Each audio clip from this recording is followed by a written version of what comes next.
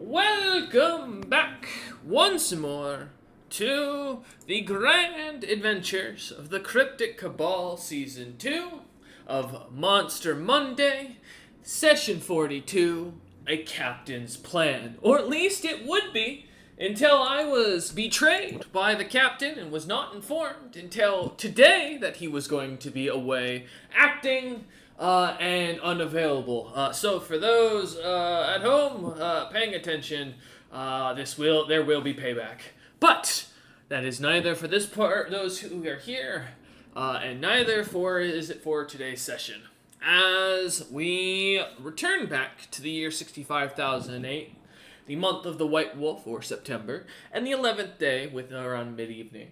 But before we get there, let's rewind the clock for a moment and stew in the irritation at the Captain Azurus for not showing during session, and look back on what our party managed to accomplish without with supervision before we get into the session where they're without supervision. As last time we left off, the party managed to find themselves in the beautiful city of Grunaga Beta, the capital of the Crystal Crown Lands, home to Pulpin Endrickson, the king, sort of, ruler of the territories and the city itself. Given a mission, the party was told they were to hunt down and find the staff of the Apex, a very valuable and powerful staff that would most likely be on Pulpin's person at all times or around him. With that, the captain explained to the party Crump would be in charge of watching over them and asking them not to do anything that would come back to bite them as a party, which the group agreed to, understanding the situation and going along with it, still sticking by that as the party had agreed to. But as Captain Azurus decided to hold back, the crew was sent off to go gather information, learn about the town, and figure out what they could do about this staff. As the party began to find themselves heading towards the town, Floorsnap and a good old May would manage to, quickly pull out their Ironheart Merchant Company insignias that they had, or badges that they had been given when signing on way back in Knighton. And with May's polymorph quickly change themselves to look similar to James and Rolliman, with Floorsnap taking on a slightly almost identical appearance to James, though with black-tipped hair and a bit darker eyes. And May looking like a female version of Rolliman, almost perfectly a copy of him, as if a identical twin sister. Wara was left to be as he was, and Crump was turned once more into his troll form as he continued to go along with the party. Not really much worried about whatever shenanigans they got up to, though as the party never saw him sneaking his drinks in the background as he enjoyed watching what they were up to. Thus, the party headed into town, with Floorsnap quickly managing to convince the guards that they were not only a member of the Frostbark clan here to train under the Druidic arts, but that he was a member of the Ironheart Merchant Company, later even convincing a merchant to prepare the best of his goods for when the Ironheart Merchant Company arrives. But while talking to the guard, the party managed to swiftly convince him to try and set up a viewing of the staff of Apex without, hopefully, Pulpin's attention, as well as to let the party kind of enjoy themselves, while the supposed Floorsnap in his now Lord, Hamburglar? Hamburglar. Yeah. Yes, because you called Crump Crotch. Yes, I remember now. I feel like he got the worst end of that one. Yeah, he did. The party, and with May taking on pseudonym? Yeah, I think that's right, of Amire. The party headed in, Wara not giving his name whatsoever. As the party headed into town, investigating and checking out a few of the merchants, finding some unique vegetables and getting a little bit of information from amongst the merchants, they would quickly find themselves at a beautiful shop called the Beta's, or no, rather, sorry, let me pull this up. Beta's Best Crafts, that was it.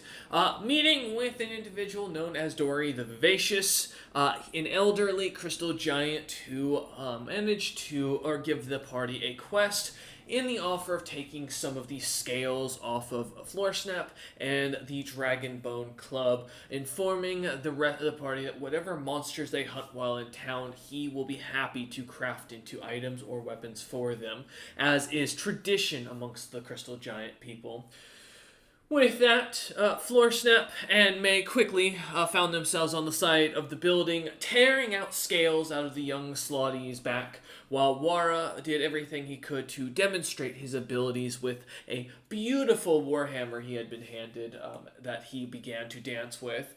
After a moment of coming a few awkward bits of checking in, the two would return into the merchant shop, handing off the scales and asking about any other potential monsters in the area that might be worth hunting.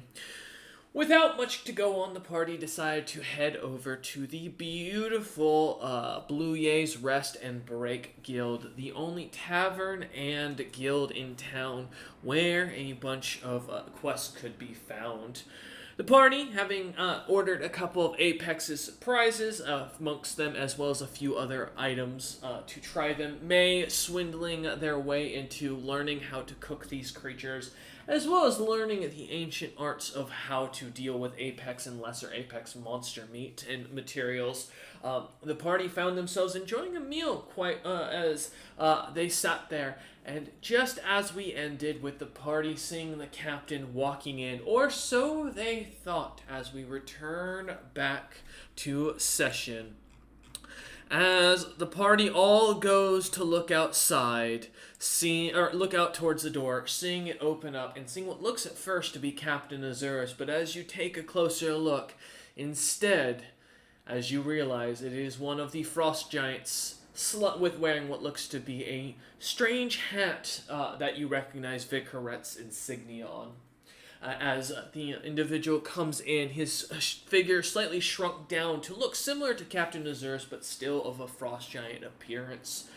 He kind of heads over to the lot of you as he recognizes you at your table, and kind of comes to sit down, smiles, looking up at each of you, and goes, "So, the captain has sent me at the request that you all continue on, as he saw a few of the what he believes to be the knights prowling the beachfront. He is going to move the ship and head further inland to find a quieter place to dock for the time being. For now, you all are on your own." Looks over at May. Knights, as in He nods. I fucking hell. They don't give up, do they? Just kind of like look to May, like kind of nod. It's like, so further inland it is. I lean over and I say, so how do we convince the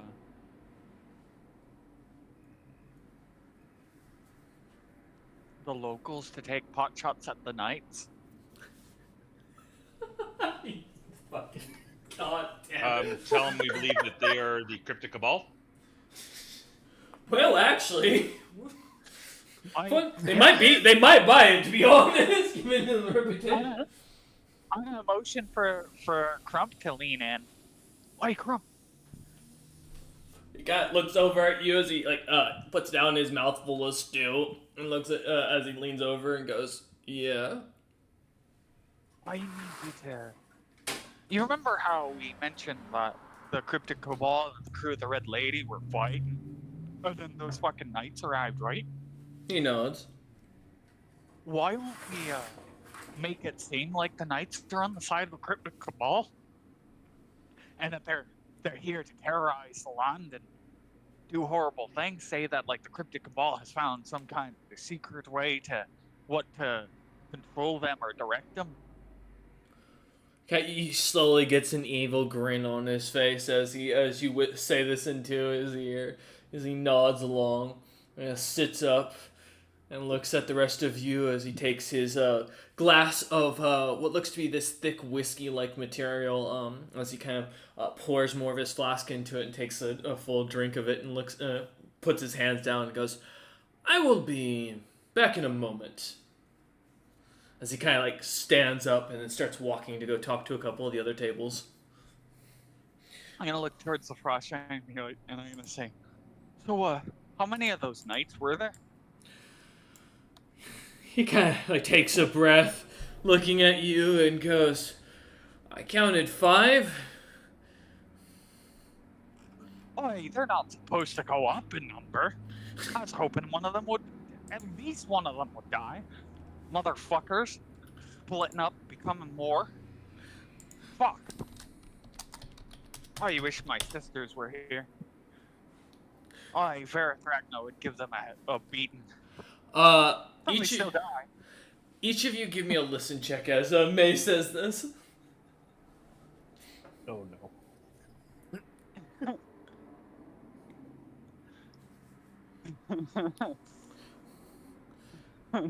This is about to be very interesting.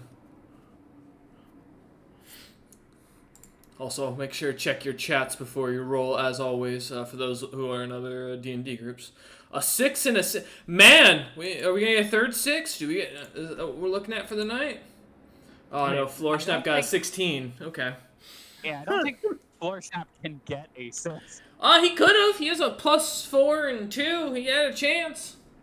I'm a +6. Yeah, exactly. So you could have rolled a nat 1. 7? Totally. Totally would have worked. That math works out. Well, if we start with first map, 1666. There you go. There you go. Yeah. As you all hear Crump over at one of the other tables, a couple of guardsmen that are kind of sitting there as they enjoy their evening meal before they head back out on their patrols. As Crump goes, "Yeah, so the Red Lady pirates were liberating this island full of slaves that the Cryptic Cabal came down on with these knights, with dragon bones that looked like they were able to cast spells, wiped out a whole hag coven as soon as they landed on them. We barely managed to catch a glimpse of this from the shoreline as we saw this horrible fight as the Red Lady pirates did all they could to try and defend these people." As he goes on, weaving some grand tale, painting the Red Lady pirates as not heroes, but saviors more than anything. As he mentions at the end about charging some of the folks when they get here, or when they got to the outskirts of this area. And as you hear, he keeps going on. He seems to mention something along the lines going, and now the Red Lady pirates are seeking shelter, trying to assist the Crystal Giant, the Crystal Crown lands, in ridding themselves of the dangers of the outback on their lesser apex monsters out here. And the Cryptic Cabal chases them down and sends these knights after them with their supposed evil leader and dangerous shapeshifter who's known to go invisible at the simplest glimpse of him. As they are buying into it fully. They are invested, as Crump tells a grand tale. Especially with a 52. Fuck. The little troll talks continues going on as he walks about. Sorry, go ahead. Yes. I just kind of like rub my face in my head for a second. I was like, all right, well, that's it.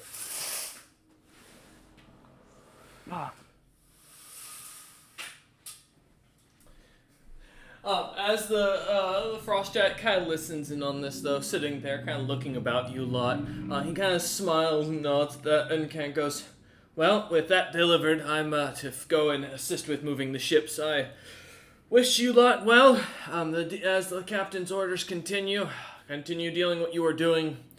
He says he should be back within a few weeks, maybe a month." Oi, not War Giant. I need you to do me a favor. Okay.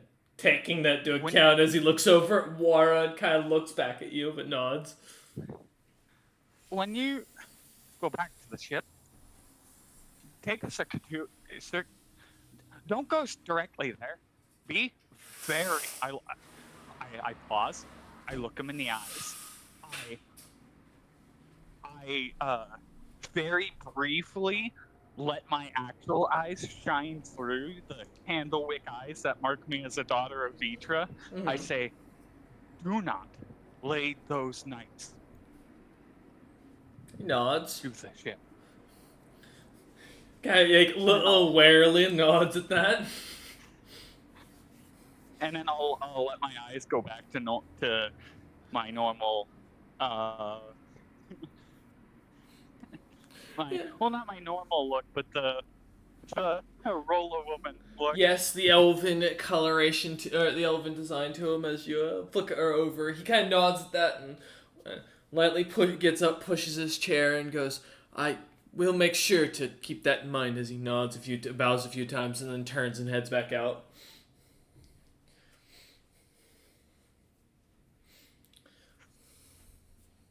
Hi. Now we have two problems that I'm going to explain to those here. Those knights are going to ceaselessly march in this direction being wherever I am.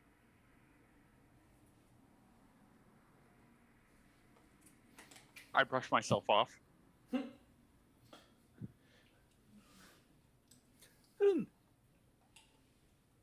The knights weren't around, like, as far as I knew before, right? It's a newer Correct. thing? Yes, they haven't followed before. This is the first time. Gotcha. So I've, like, never heard of them either. Oh, that's what you're asking. Sorry, my apologies. I misunderstood. To your question, as I drop something in the background, so that's my D4. I'll need to make sure I find that. That caltrop's gonna hit me. I know it. And Death in the future. give me a knowledge history if you would mind, actually. I assist. All right, go ahead and roll, and you can take half of whatever Water rolls. Good, because I got a 21. 21. All right, Water. What can you manage to pull off? I'm gonna 20. add 10 points to that. All right. Yes. So the knights are a known group to you. Supposedly created during the age, or way back during the Cloud Age by the demon folk themselves. These creatures were used to basically hunt hags and slutty as basically a defensive mechanism. Young dragons were raised from birth, fed slutty meat or hag meat until they were magically inclined to an immense amount, trained up to be basically battle mages, cracked out of their mind, and then killed and turned into liches and then shoved into golems. Basically, the overall known information about these individuals beyond that is they are mad as all hell, but they are insatiable in targeting. Once they have the scent of a creature, they will just keep coming until they find something else that interests them. However, downside is they don't have natural senses, so they can't track easily. So that kind of comes into the sense that they look for magic itself, is what is believed. Even in your time, you would not know it yourself.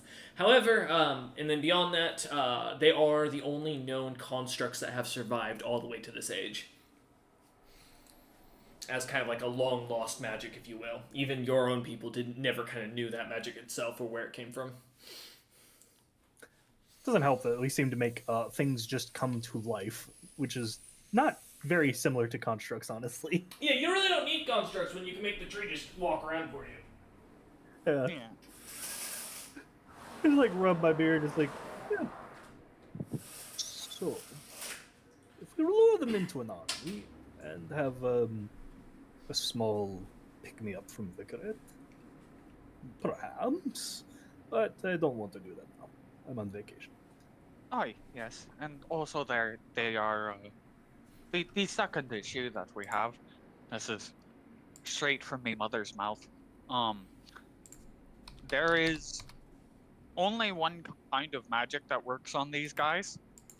And to my knowledge, there is only one practitioner on the face of the planet who knows it.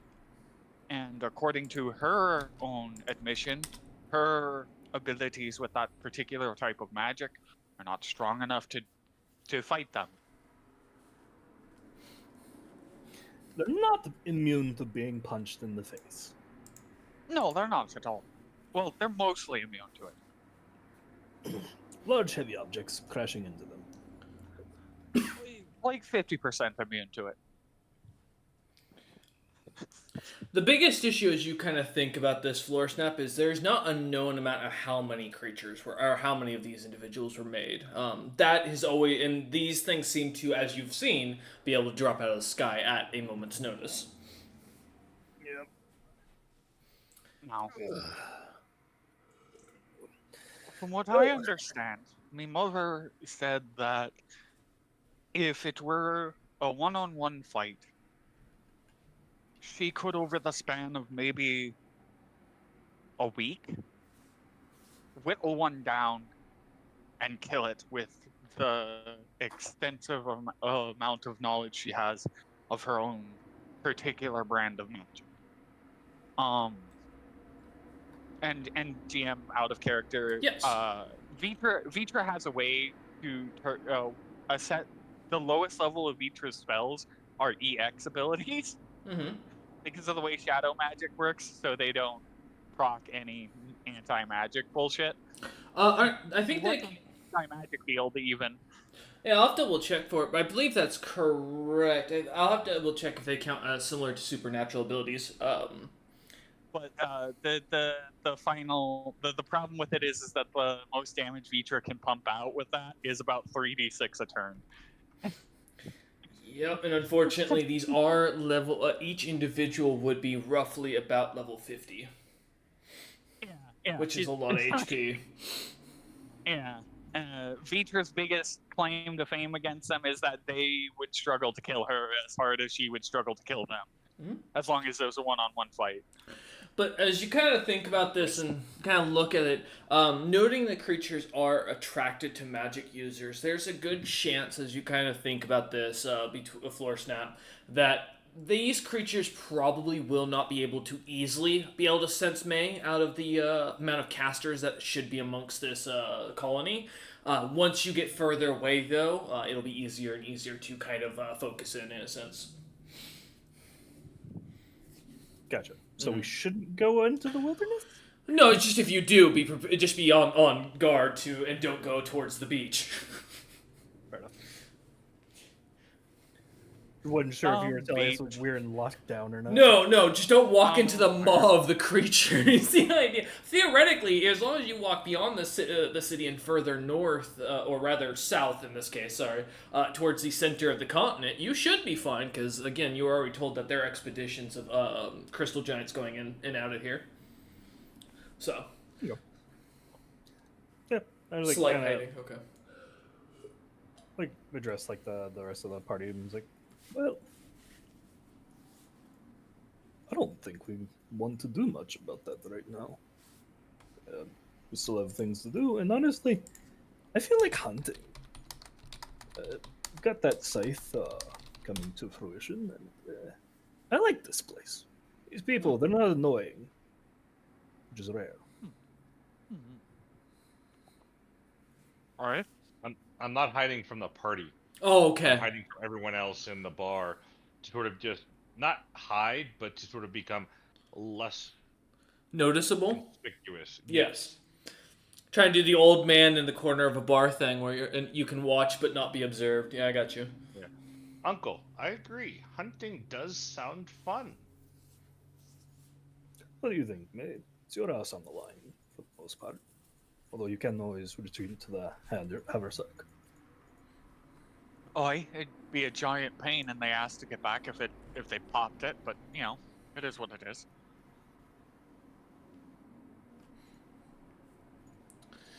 There is always the power of heat.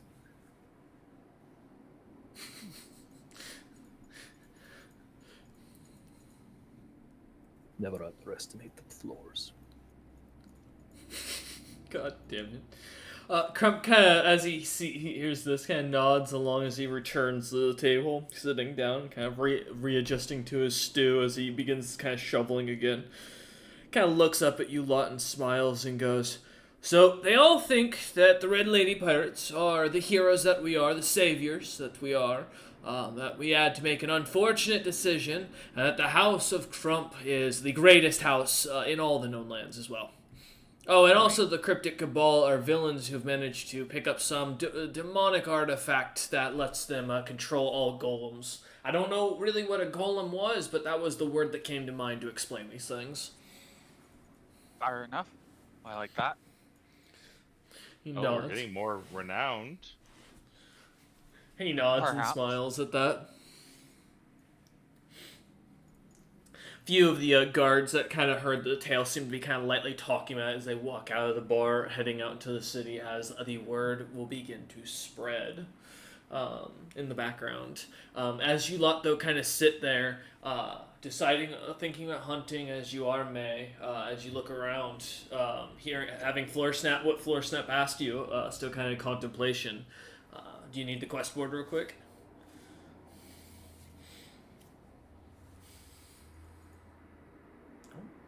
Did we lose you? No. Okay. I'm gonna. I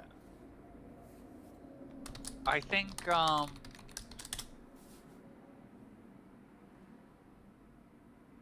I think we were going to be doing what was it? Was it Eyes Everywhere and also Vanishing Hunters? Were the two that we decided on Eyes everywhere. And what was the other one you said? The Vanishing Hunters? So I was interested in all, really. That's fair. Yeah, I also want to do all of them because we can, but you know, the ones that we want to start with. Yes, which one would you like to start with is more of the goal, because these will also refresh as you come back to town every couple of days or every couple of weeks. Okay. Which one has the opportunity that we cannot miss it, I guess, is the better question. Because part of me wants to get the medal from the... Shit, there was one of these quests that mentioned... I think it was the strange happenings that we wanted to do, wasn't it? Start there.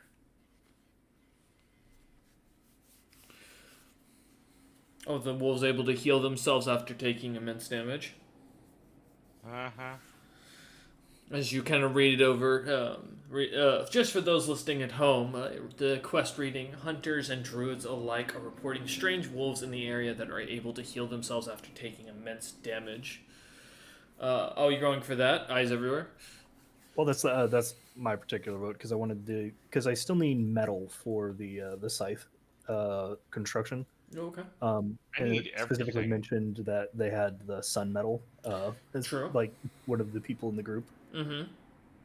So I figured that would be Yeah. a nice little juicy bit of metal to take advantage of. I need all the materials I can get, so. Yeah. Okay. So we thinking eyes everywhere? Yeah. I would like to make a stop, though, on our way out of town. I Well, want of to pick course. something up.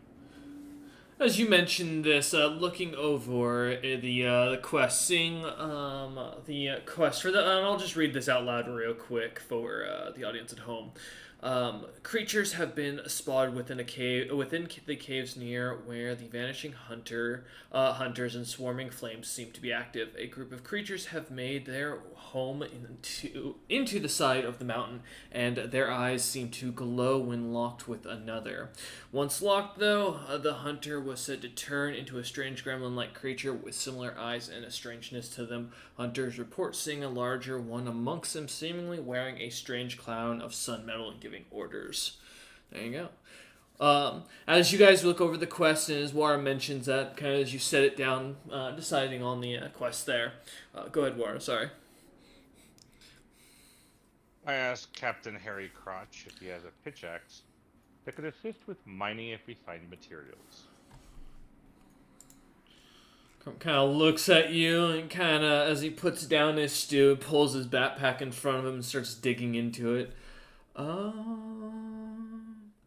Funny enough, actually, I do. he pulls out 2 pickaxes. Oh, by the way, are you coming with us? He nods as he sets the 2 pickaxes down on the table. They are made of bronze, as he kind of pushes them over to you. Well, if you're coming with us, you don't need to take them out of your sack. You can just leave them in there. Crump glares at you as he kind of glowers and grumbling under his breath. And stupid damn cat. And he puts his pickaxes back into his bag. Well, you're almost right. But as he kind of puts away the axes, Crump looks amongst the three of you and goes, "So, our plan is to take on the eyes everywhere?" Yep. Aye. Blood, mayhem, our usual fanfare. He nods and goes, "Alright, do we want to check out around town, ask about it, or just head out where the thing tells us to go?"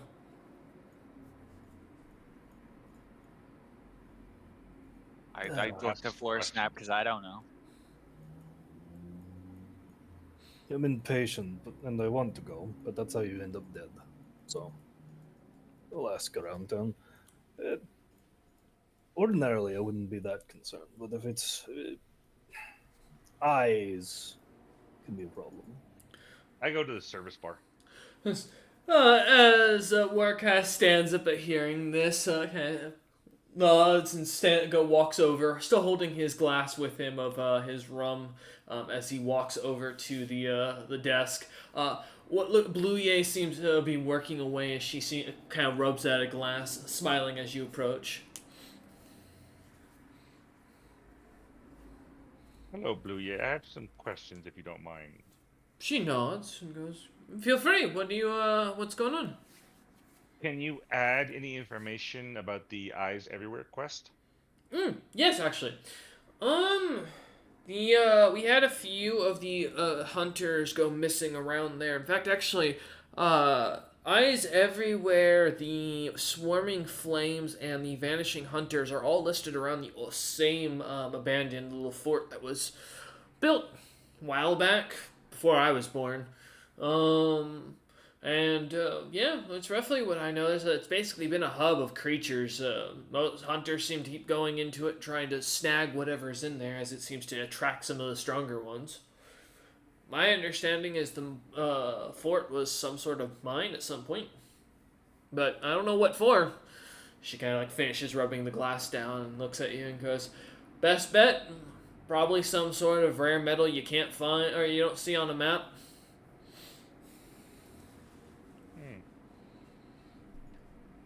Okay, well, thank you for that. She nods and she I smiles. go back to the table and pass that information off. Might as well pick up the other quests while we're out then. Aye.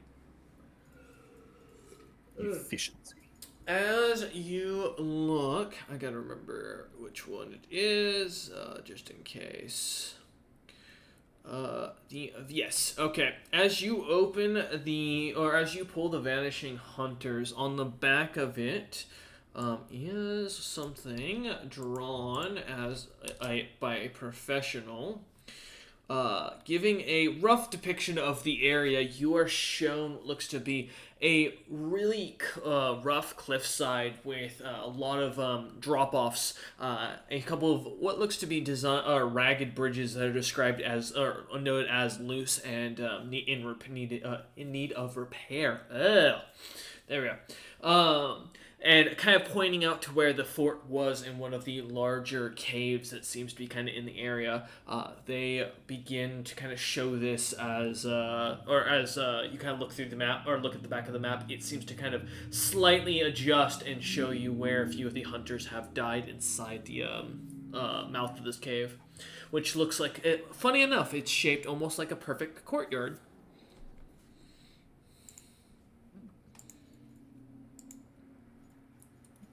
How deep is this mine? Is it are these potentially creatures just coming up from the Underdark? It looks like it doesn't show anything from the map, but as you kind of look it over, give me, let's say, geography check, if you have it. I don't, but I'll give you a raw intelligence. Let's see what you got. 9. 9. I mean, most likely, most successful mines typically do, and monsters do typically come up from the Underdark a lot of times that are more dangerous or more unique. Good chance of it. Gotcha. At least it's, or rather, it's a safer bet than not. Let's put it that way. Yeah. I like hear Underdark and immediately go aberrations, and then from there go mental fuckery, because that's a lot of the time what happens with that bullshit. Fair.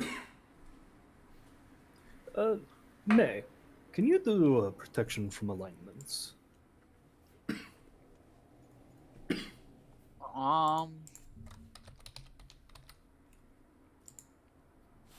Let me check real fast. Out of character. Take a minute.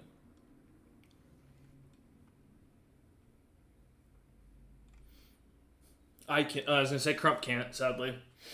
I was curious if I had it because that sounded like a beguiler spell. It would be make sense, but nope.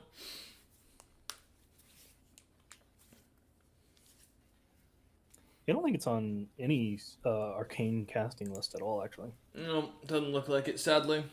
I mean, it makes sense given the idea of it, but Yeah.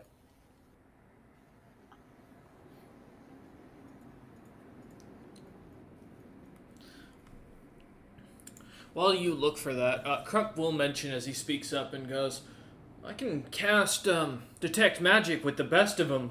We can definitely at least sort out if the monsters have any arcane capabilities. Yeah, doesn't that only apply if they're already casting spells, not their inherent magic? He smiles a very wide, toothy grin and goes, not in the House of Crump style.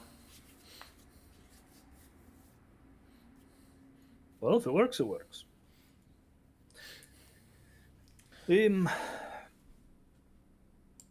Slightly concerned about the idea of the gazes and someone losing themselves. Potentially be petrification or ensorcelment of some kind. Neither are particularly good.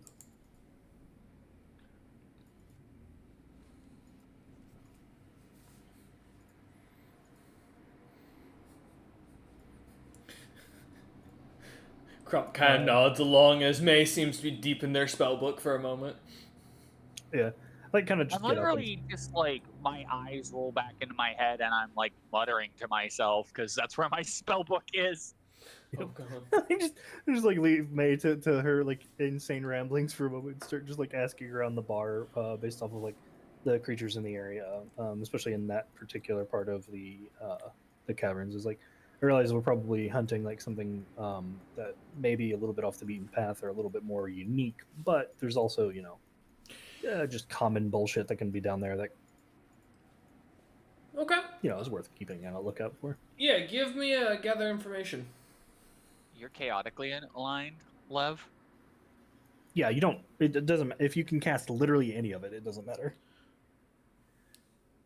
Nope, no worries, War. Yeah, I'm just asking because there's another funny spell that I could cast, but I don't. But the problem is that it really fucks up chaotic creatures, which almost all aberrations are. Oof. Please don't. Please don't. It's 2d6 damage around, and then it randomly picks one chaotic creature within the blast and just dumps 66 acid damage on them. Oh god. Oh, well, not 20 for 33. Ooh, nice. Yeah, so a couple of the hunters you find that look to be a little bit more grizzled in the bar seem to be the only ones that have any information, as the other guardsmen don't seem to be much of help, not many of them having gone very far outside of the city or near the hunting grounds. The older hunters, though, kind of give you a general perspective of roughly the journey will take you roughly almost a month to get over there. Not many creatures worth noting hunting around the area, other than a couple of minor wolves. There are some legendary cave bears in the area, but nothing that would be of any value to a true hunter of your capability. They do mention the creature of the vanishing hunters. One of them having seen the creature, mentioning it seemed to be a large, shadowy figure of himself striking down his friends, and then as he was stunned into such fear that he ran from it. The One for the swarming flame. He mentions not really having seen the creature himself, but hearing that it was just a group of what looked to be like firebugs, seemingly rushing around a creature and then barbecuing it and leaving nothing left but to eat it.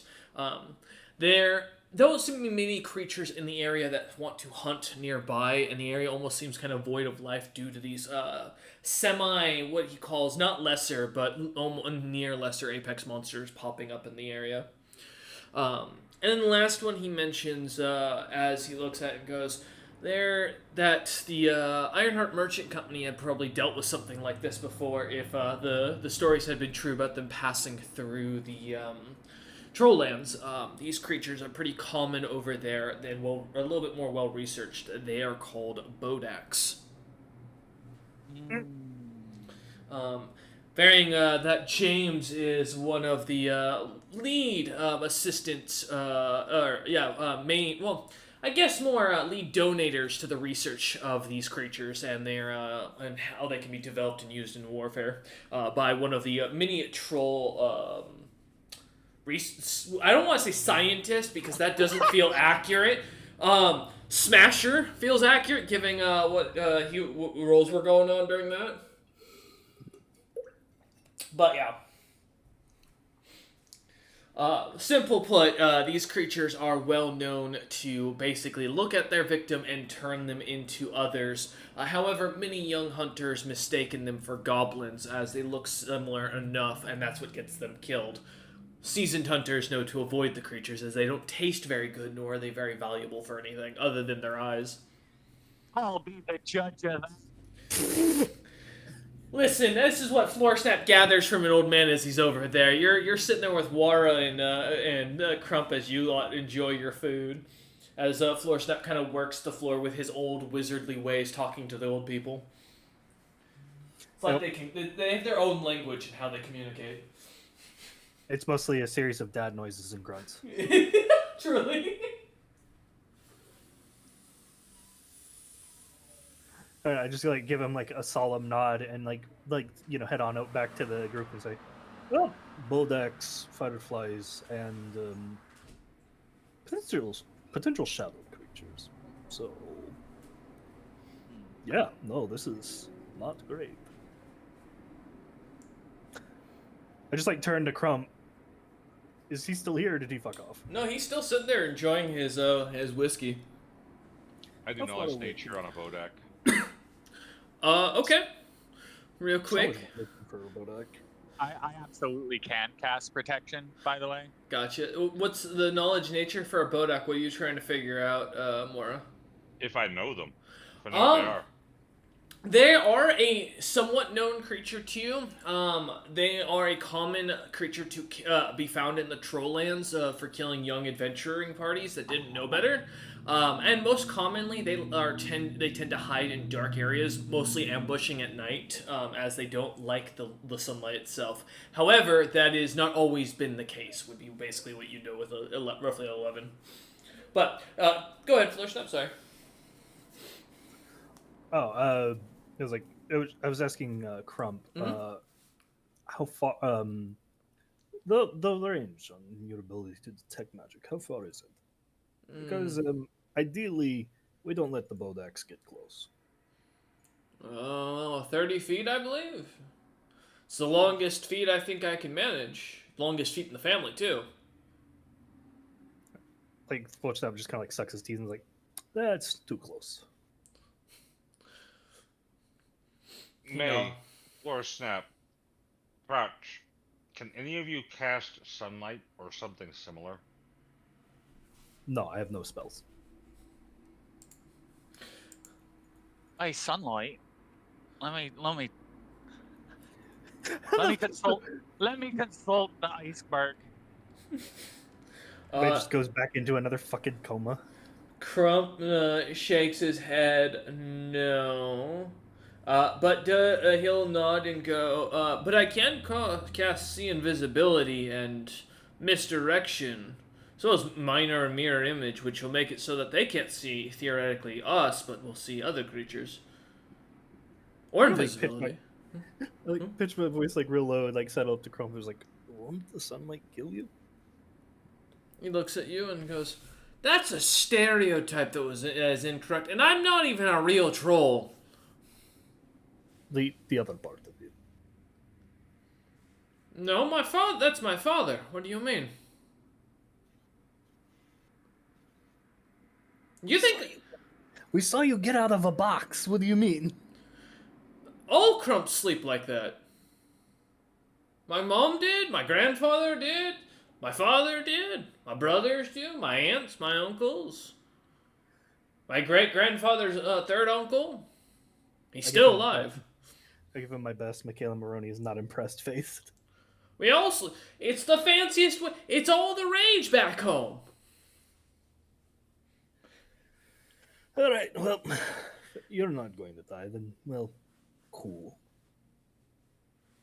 Looks at you in kind of confusion. Wonder, thinking if you're trying to kill him, or if he is, or if you really think he's just gonna randomly die as he like tries to comprehend what the hell you mean by that. I'll make no move to elaborate further. Understandable. Guy looks about as he looks over to the rest of you and goes, "So what's the plan?" Go out hunting and kill stuff? Yes. In preparation, I'm going to go meet a person. She's a poisoner, but poisoners often study alchemical pursuits, so could be of great use against the swarm. Also, it's fire swarm. Don't know if I mentioned that. Swarm of fireflies in a very literal sense. Trump kind of nods at that, noting he does not like fire.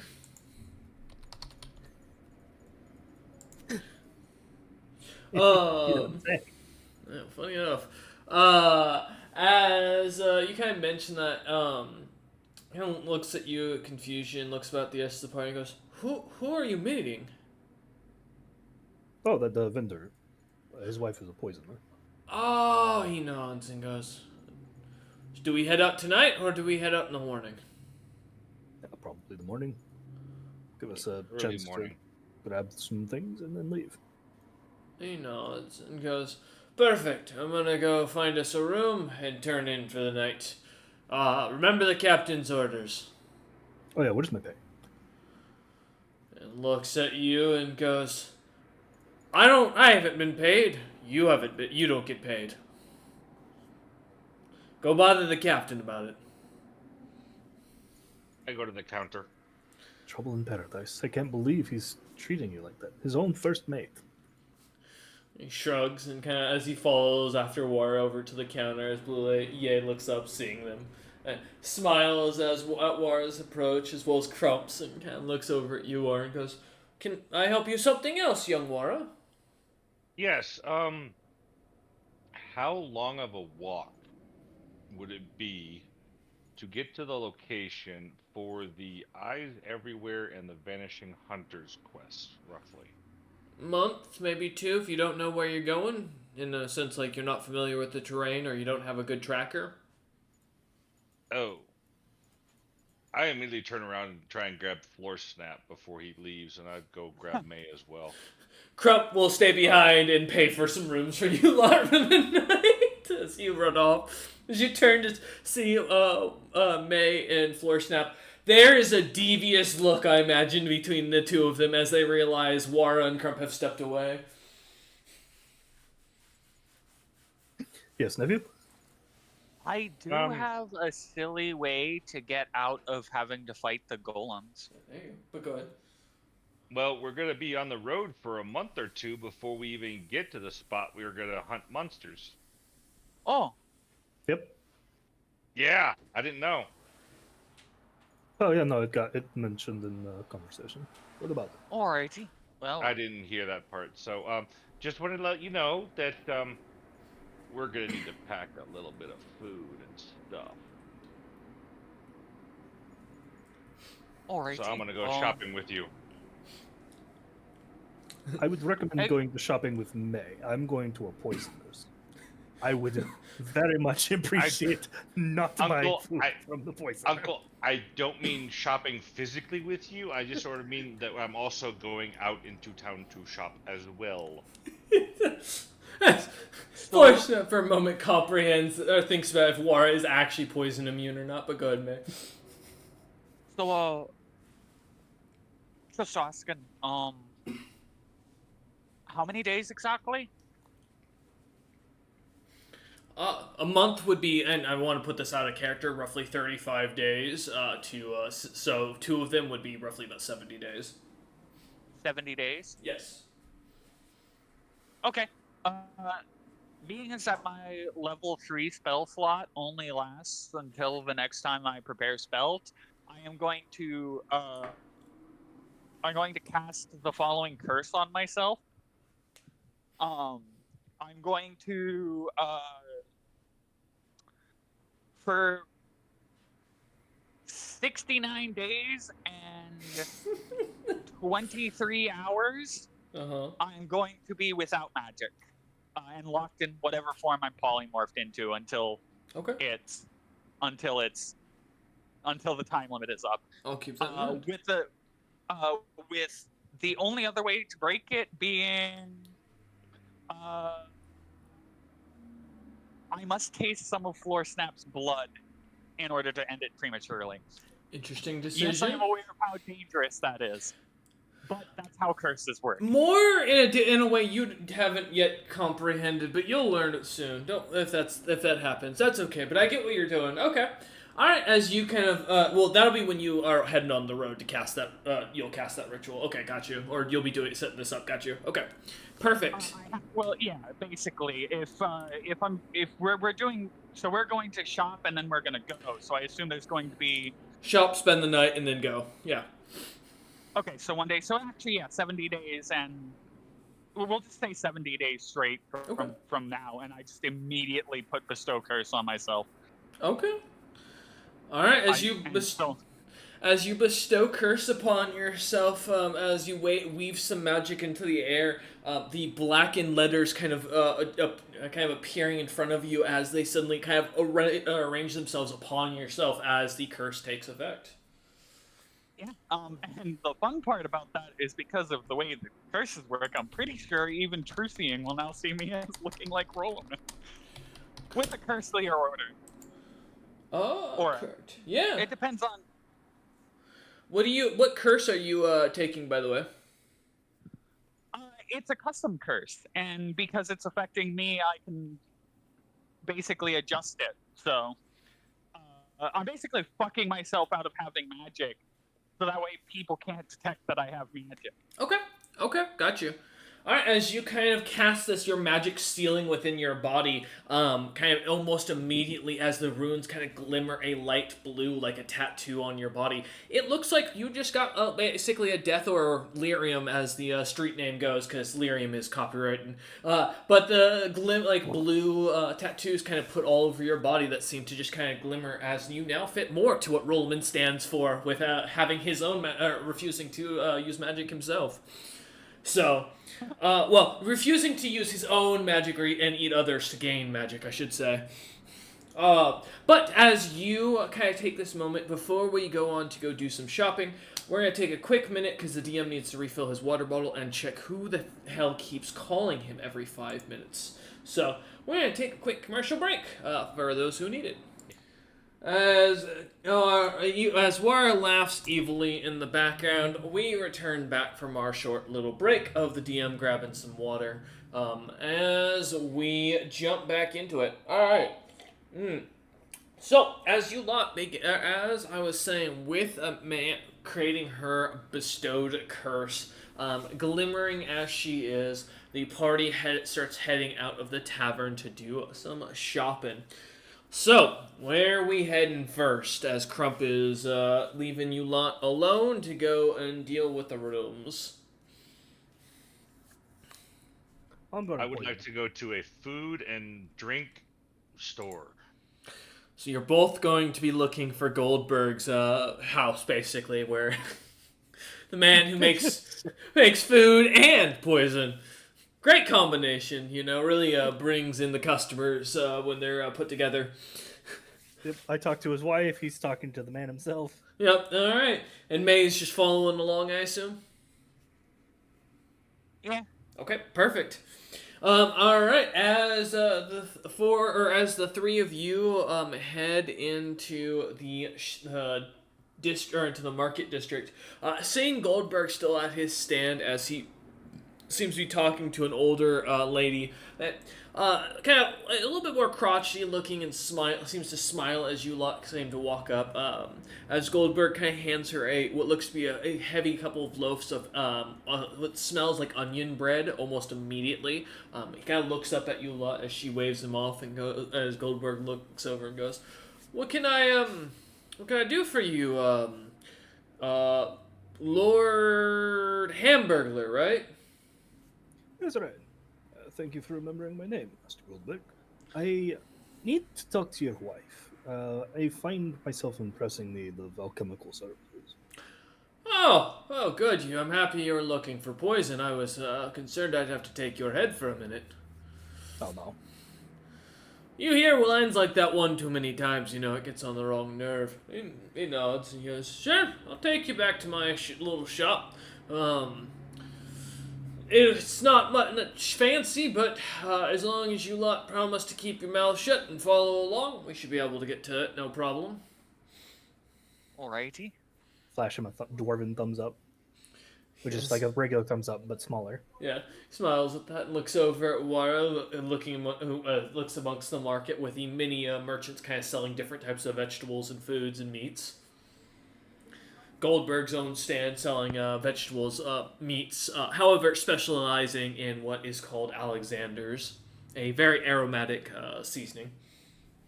May, does your haversack prevent food from going bad? No, it's a haversack. That tells me nothing.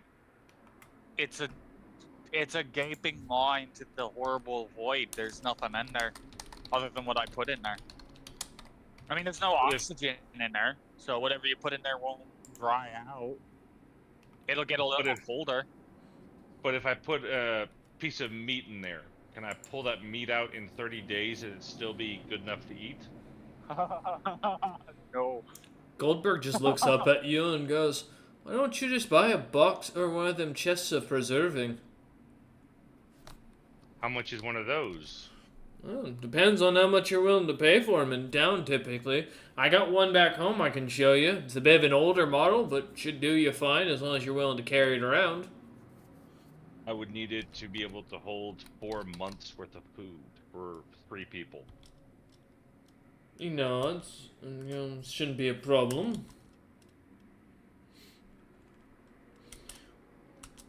I assume you've never worked with the preserving and items and such.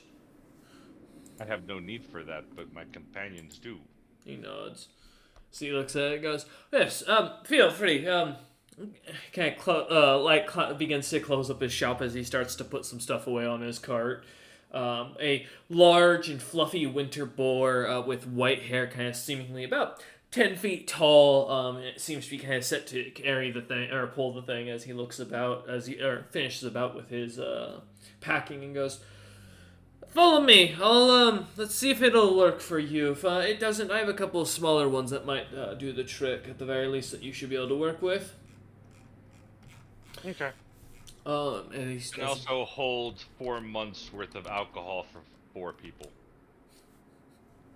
Looks at you, kind of nods at that, and goes, a man I see that truly fits up to the Snowbeard beliefs, as he gives a wink over at Floorsnap. He is my nephew. Adopted, obviously. Looks at him and looks him up and down and goes, I wondered why he looked like a taller Snowbeard. Yeah.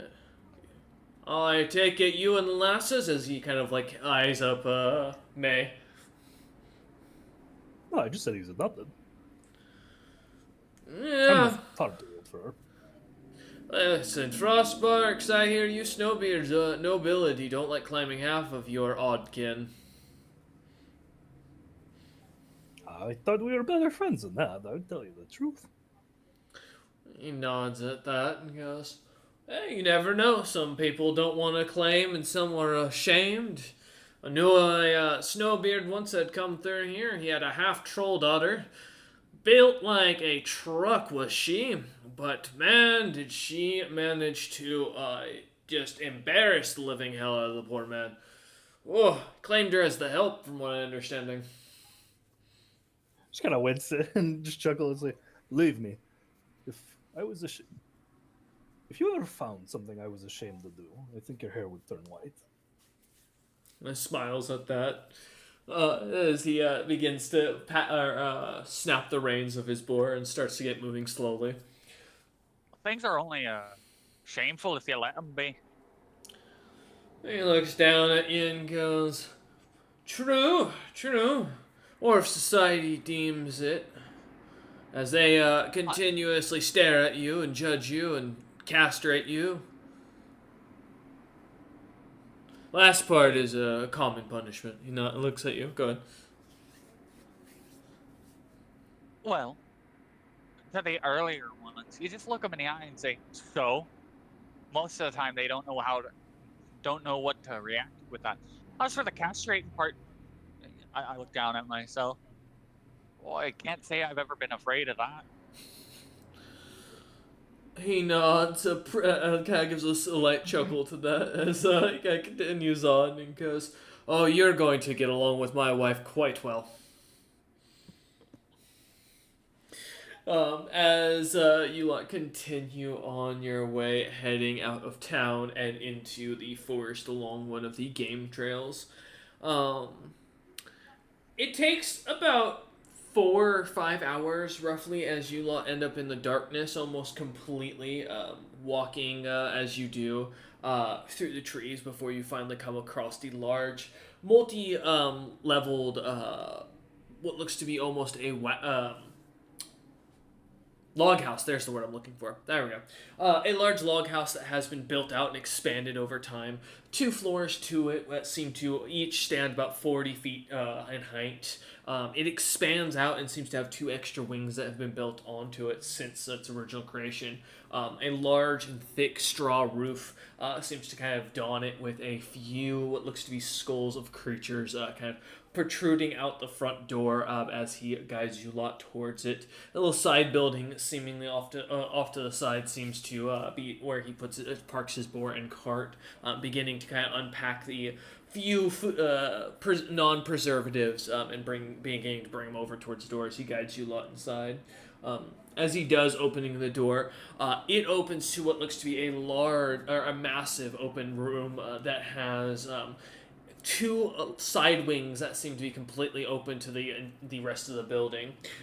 2 staircases that seem to don the back of the building itself at the very back wall. But at the center seems to don a large fireplace with a cooking pot over it.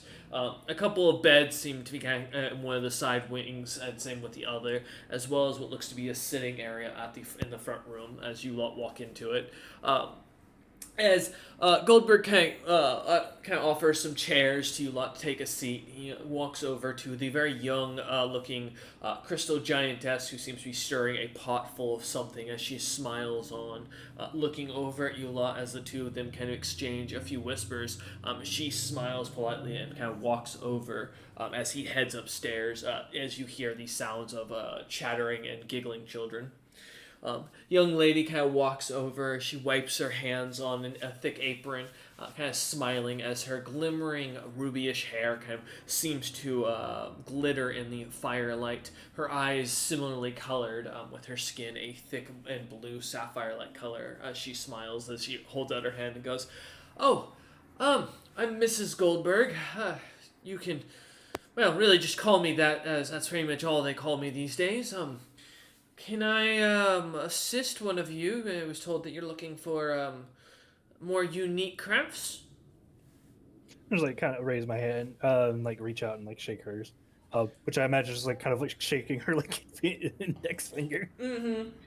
And kind of smiles as she lightly returns the shake as she looks down at you and goes, "Ah, yes, the young Ironheart merchant member. How may I assist you?"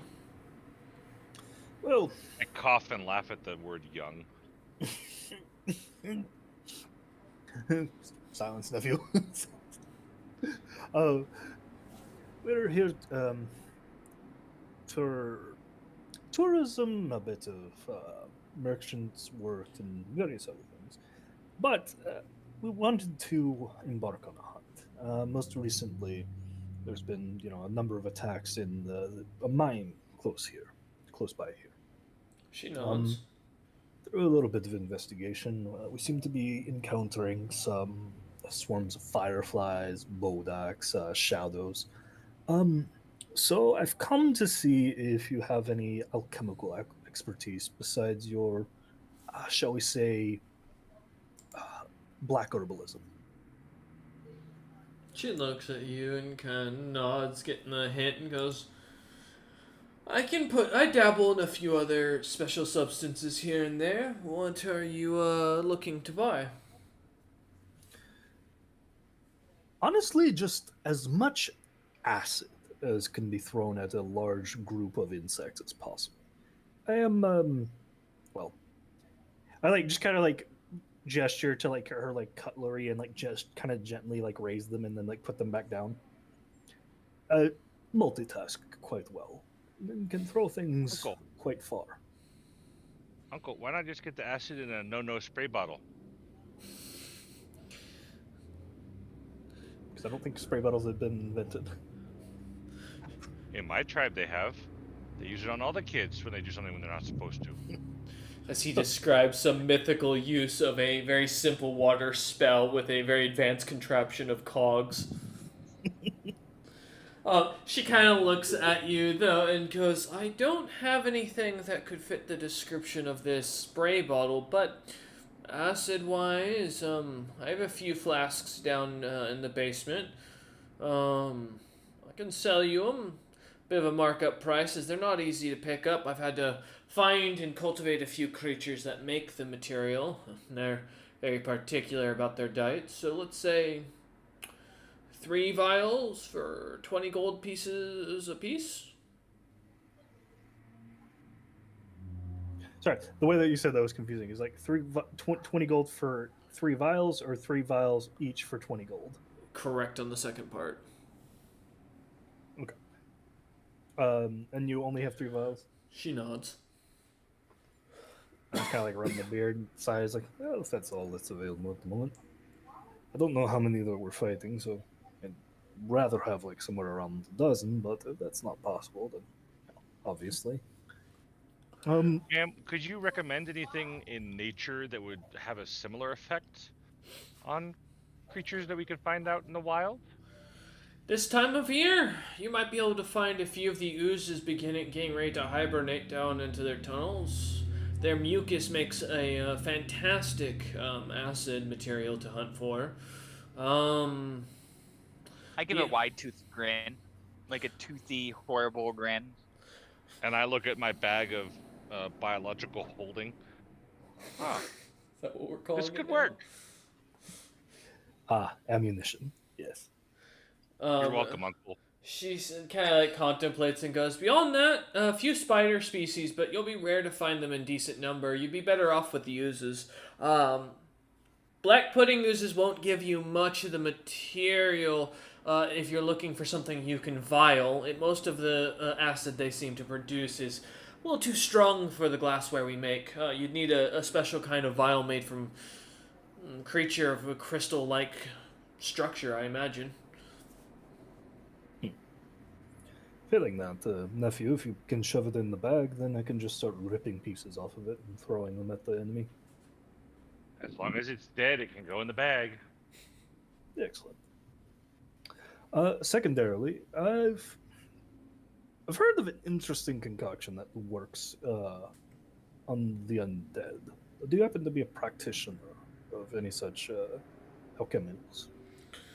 She looks Uh, at you and goes, practices of religion in these parts are not looked on as favorably. We worship nature in our druidic beliefs.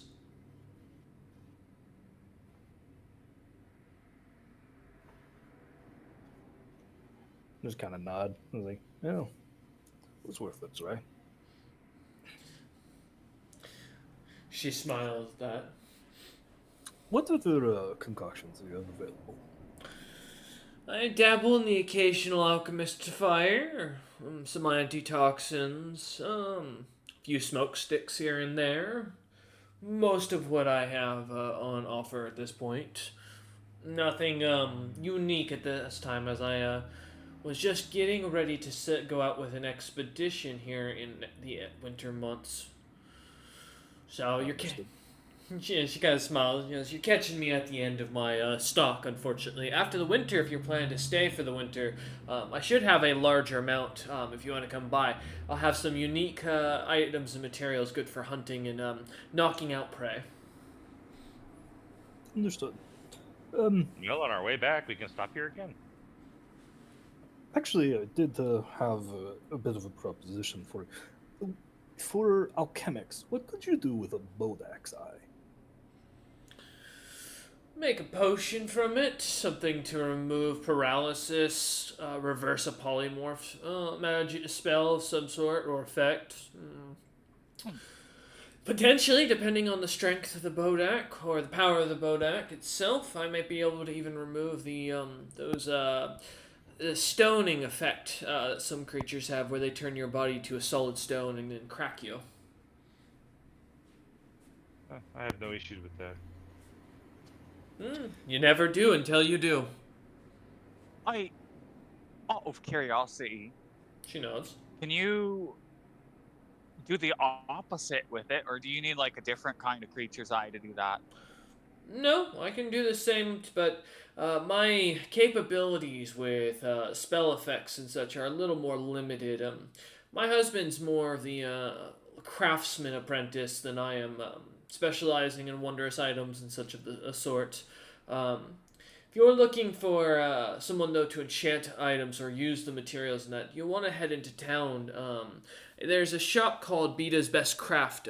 Dory is a great, kind old man that'll help you out. We've already met his acquaintance. You're quite right in your assumption of the man, I think. He's a kindly old fool. She nods. Can't give a giggle at the full part. Yeah, I just like kind of like reach into like my wizardly robes and pull out 60 gold and hand them over for the alchemist's acid. For the acid, okay. She will head down to the basement to go grab that. Actually, When she sorry, comes while I back, I want to ask something. Oh, well, I mean, before she leaves, it'll take her a moment. What do you want to ask? What animals or creatures cast the stoning effect? Uh, in sh- the area? She looks, as you kind of mention this as she starts to turn, she kind of looks over at you and goes, "Oh, there's a few snakes, some more magically capable monsters. The deeper into the continent you get, and the further away from civilization you get, the more bizarre creature abilities become. I've heard tale of giant snakes torpedoing themselves at individuals and swallowing them in whole in a single strike, with adamantine skin and tails the size of hammers. Okay. Thank you. Creatures quite strange, or get quite strange out there." She smiles at that and turns and kind of heads off. They taste like His maid daydreams about this, smelling the delightful stew that is cooking in the center of the room. Let's go into a trance about snake bullying. Oh no. As she comes back a few minutes later, up with the acid flask, she kind of hands them off to you and goes, "Is there anything else? Otherwise, I can go see if my husband is available for you. I do apologize. The boys have been waiting to see him all week." Oh, it's not all. Family is important.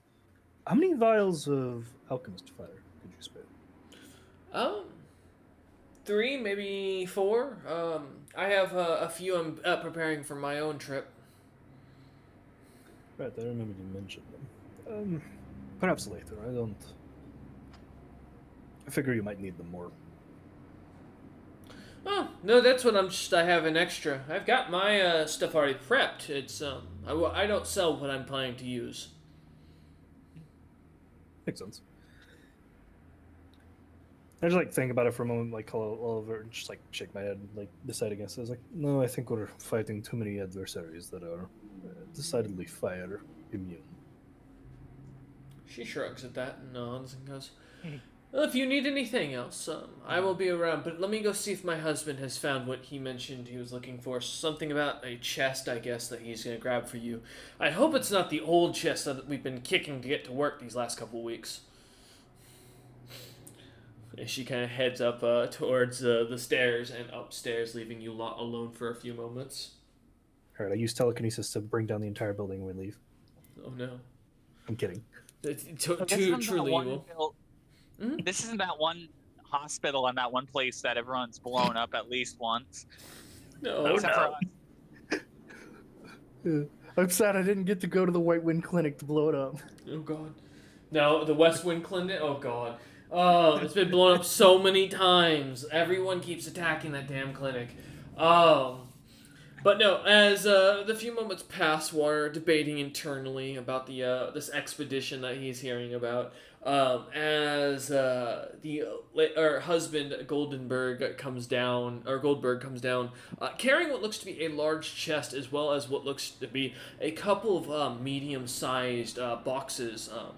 As he kind of sets them down over in front of you lot, taking his seat as he gasps for a little bit of air and kind of sits down, putting his hand on his chest and goes, you know, I swear they were lighter when lighter when I moved them up there.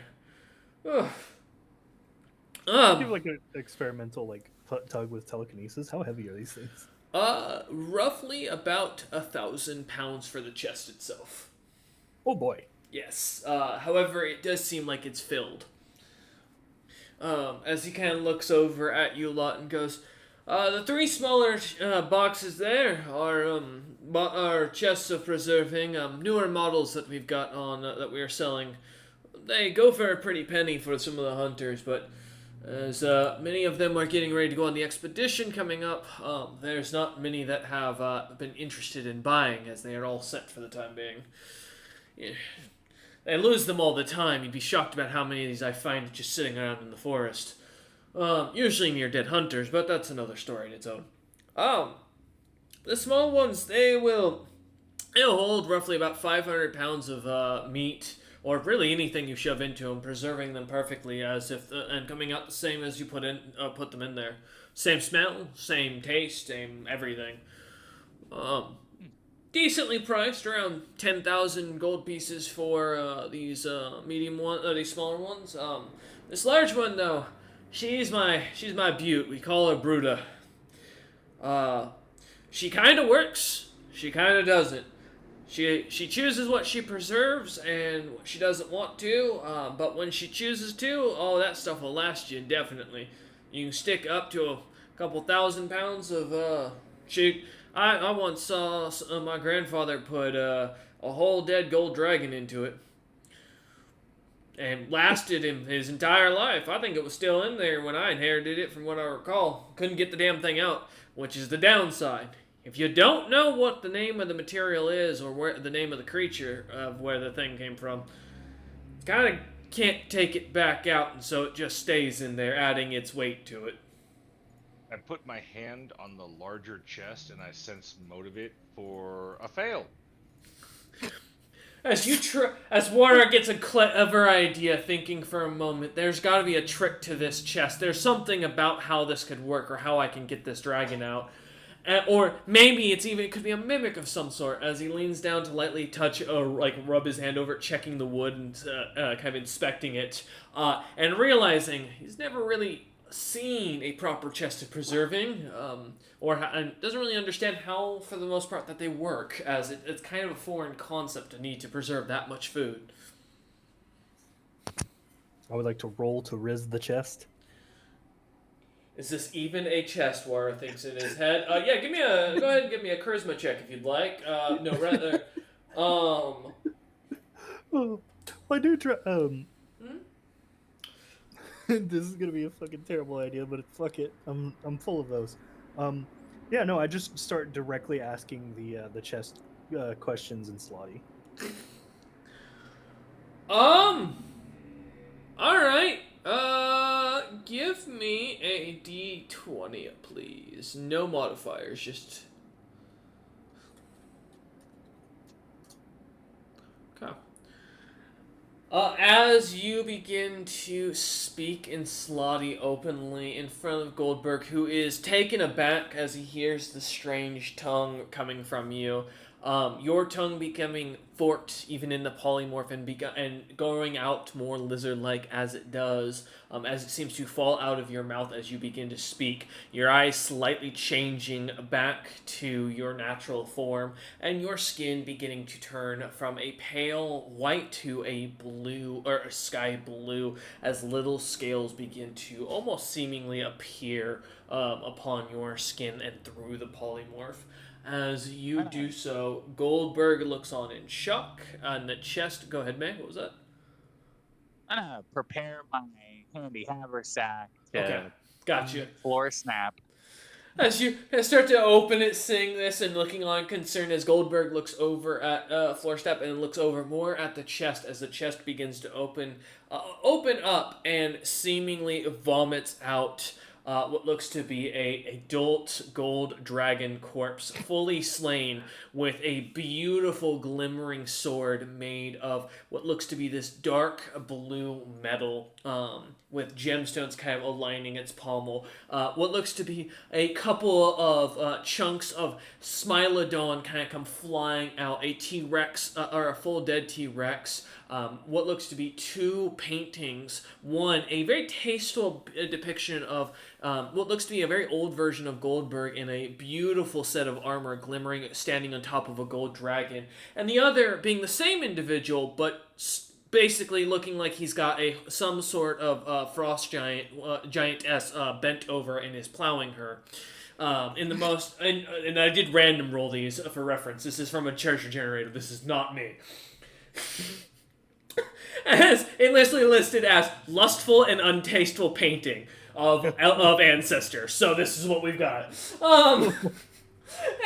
So as this all comes colliding out, about another 100 gold pieces kind of spews out with the old glimmering design, as Wara looks on, and Uame as well in surprise, as Goldenberg stops looking over at Floorsnap and is more shocked as his house is filled with stuff, as he looks about. Wara, go ahead if you'd like to say your line. Sorry. Hang it, Uncle. Sarcastically.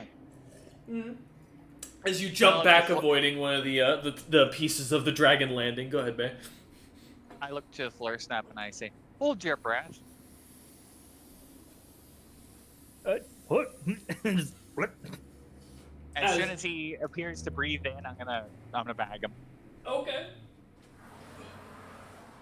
As you bag him, he immediately begins to transform back as his face changes, and Goldberg looks over at the dead dragon in his room and goes, "Well, I was going to charge you for these, but that dragon alone covers pretty much every cost I've ever had.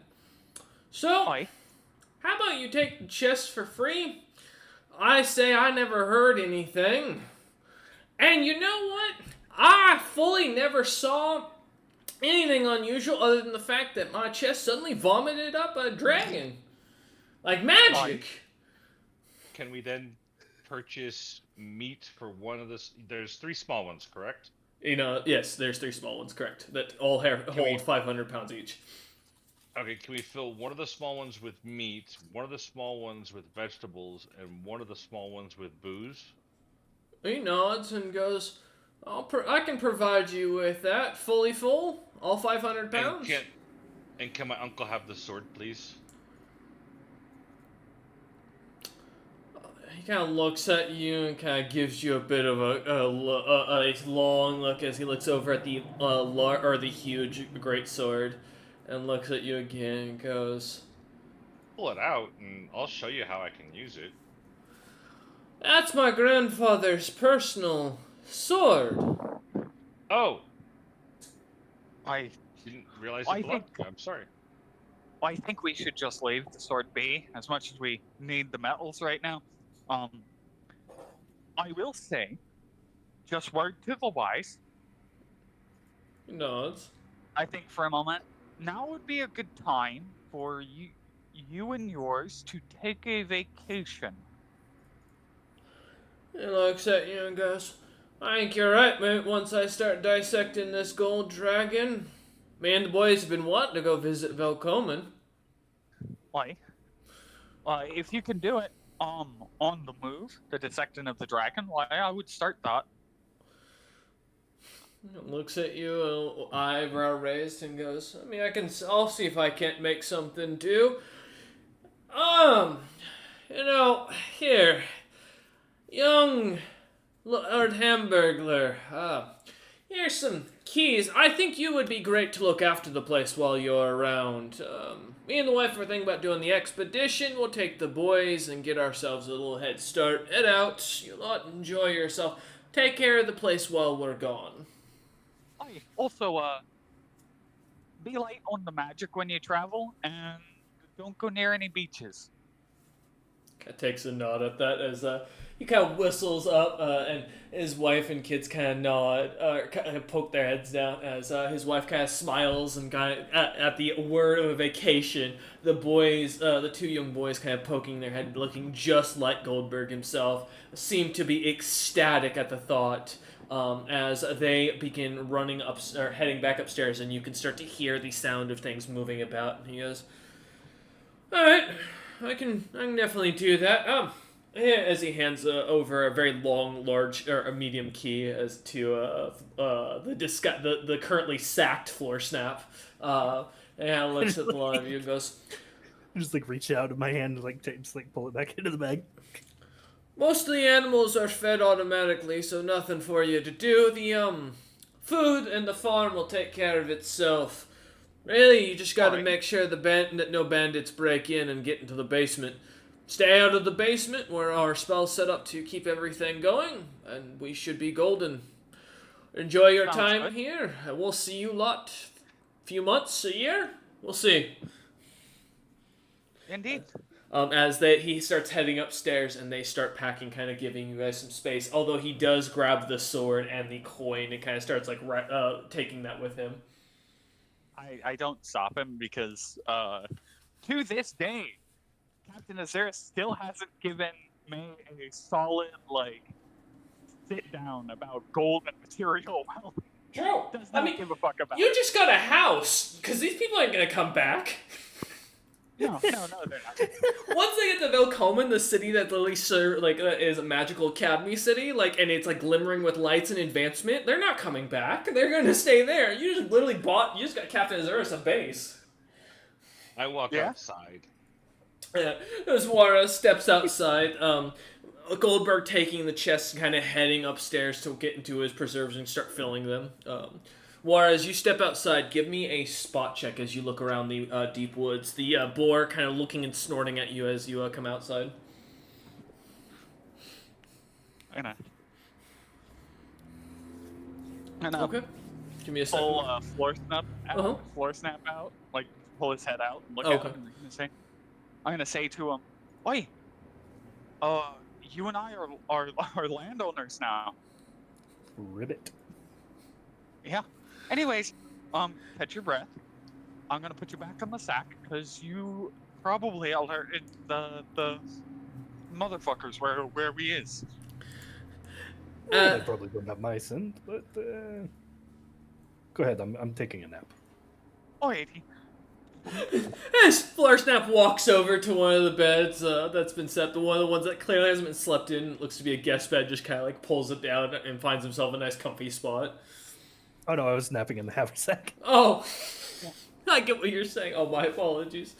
As we jump back out to Wara real quick, Wara, as you look about, you do see a sign at the front gate that has the Goldbergs written, kind of almost burned onto the front of it. The back is still a flat board with no marks. But as you look about the forest, you see a few creatures here and there, some squirrels, what looks to be a couple of lizards climbing up trees, some snakes that seem to kind of move about the cold snow without concern.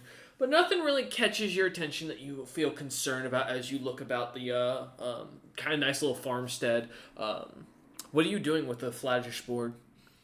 I was looking for an unused flat board. Oh, yeah, there's a couple over by the wood pile he keeps on the side of the house that look to be like part of his eventual repairs list, you know, like kind of like how normal people keep a cup full of screws that they'll never use. Yeah. It eventually Okay. fills with water and turns into an orange slurry. Ew. True. Yeah, I grab the cleanest looking one Okay. and I bring it back inside. Yeah. As you come back inside, as you hear, as May kind of recovers Floor Snap's head with the sack, board in hand, as you look about, you can hear upstairs. It sounds like they are fully like packing, putting things away. I'm gonna start walking around the bottom floor of the house to get a lay of the land. Okay. Roughly, this house is, like I said, about 40 feet for the first floor tall. The total length of the building is about 70 feet in length. And width from the two back points, because the building's kind of shaped like a T with the entrance at the bottom point of the T. For if you go from each side of the house, it's roughly about another 70-ish feet. It seems to have a full basement that seems to have one staircase on the right side going down into, and then two staircases at the back going upstairs. The upstairs similarly has almost an identical layout for the same size, just with the roof kind of, or the wall slightly slanting in a bit more, as it is mostly roof up there, and very insulated and heated. There is a center pot, like I said, in the T, or at the T junction, where the cooking pot is kind of set up, and it is a large cauldron designed for basically feeding a full family of four of huge creatures. So basically, everything's too tall, too big for me to use. Yeah, beds are all between large to huge. Furniture is all large to huge. Stairs are all large to huge. Yeah, everything here is big. I look at the stairs going, I can get a workout on those. One. I was it's a fucking good thing looking I at don't the have to eat. Stairmaster. What was that, Laura? Then I look at the kitchen going, well, it's a good thing I don't have to eat, but the others are going to have an issue with it. That's what you think. As Wara thinks back to May's own cooking pot that's like a quarter of the size of this, now May's got a nice upgrade, basically, that's already set up and standing. As you look in it, it looks to have some sort of meat. You guess it to be some sort of boar cooking in it with a couple of tubers. Yeah, it probably is also on one of those arms that you Correct. could swivel. Yep. Yes. I go over to the big pot. Does it have like burnt wood and coal underneath it? Yes, quite a few. It's like indented into the ground a good bit. I look for a stick that's partially burnt on one end. Okay. Do I find one? Yeah. I grab that stick and then I go over to the flat board. Mm-hmm. And I'm gonna write, crew of the Red Lady, guard here. Oi, oi, oi, I'm gonna stop him. As you guys, No, I'm gonna write it out. I just write it out and go, May, Uncle, do you guys think this would be a good sign? No.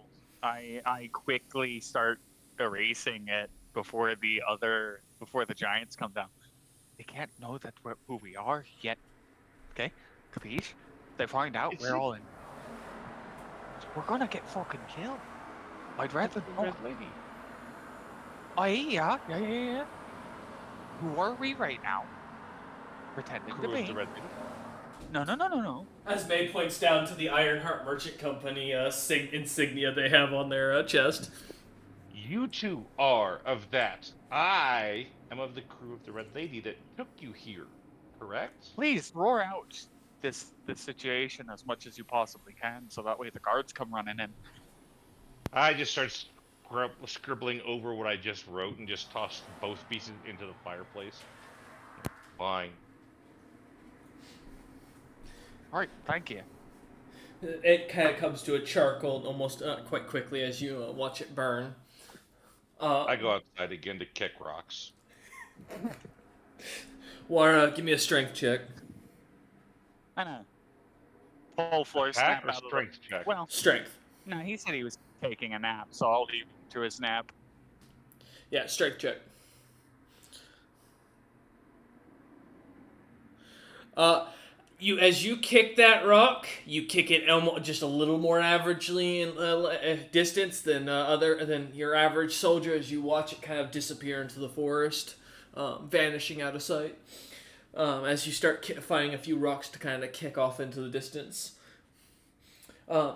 As May, kind of leaving Floorsnap in the sack, waits. A few moments later go by as Goldberg comes down. A couple of small armoires that look like almost that seem to be shrinking as he brings them down to an actual small size as he kind of loops one onto his belt and goes, "All right, me and the family are ready to leave. Your boxes are set up upstairs, next to my big freezer. There is more meat in there. Feel free to enjoy it, otherwise it will spoil. There's probably around like 3,000 pounds of fresh wolf and boar and bear meat mixed in there. Otherwise, enjoy your time and your stay here. Good luck," as he kind of ushers his family past as they seem to smile and wave. The wife kind of nods, seeing you lot and kind of getting the understanding as she heads out. Yeah. I wave them goodbye and stuff like that. As you wave them off, they seem to get on the boar rope, the boar set to the wagon, and as you lot kind of watch them head out, the door open, looking off as Floorstep continues staying in his sack, but Wara and May watching, they disappear into the distance as they seem to head off one of the side roads and head into the forest.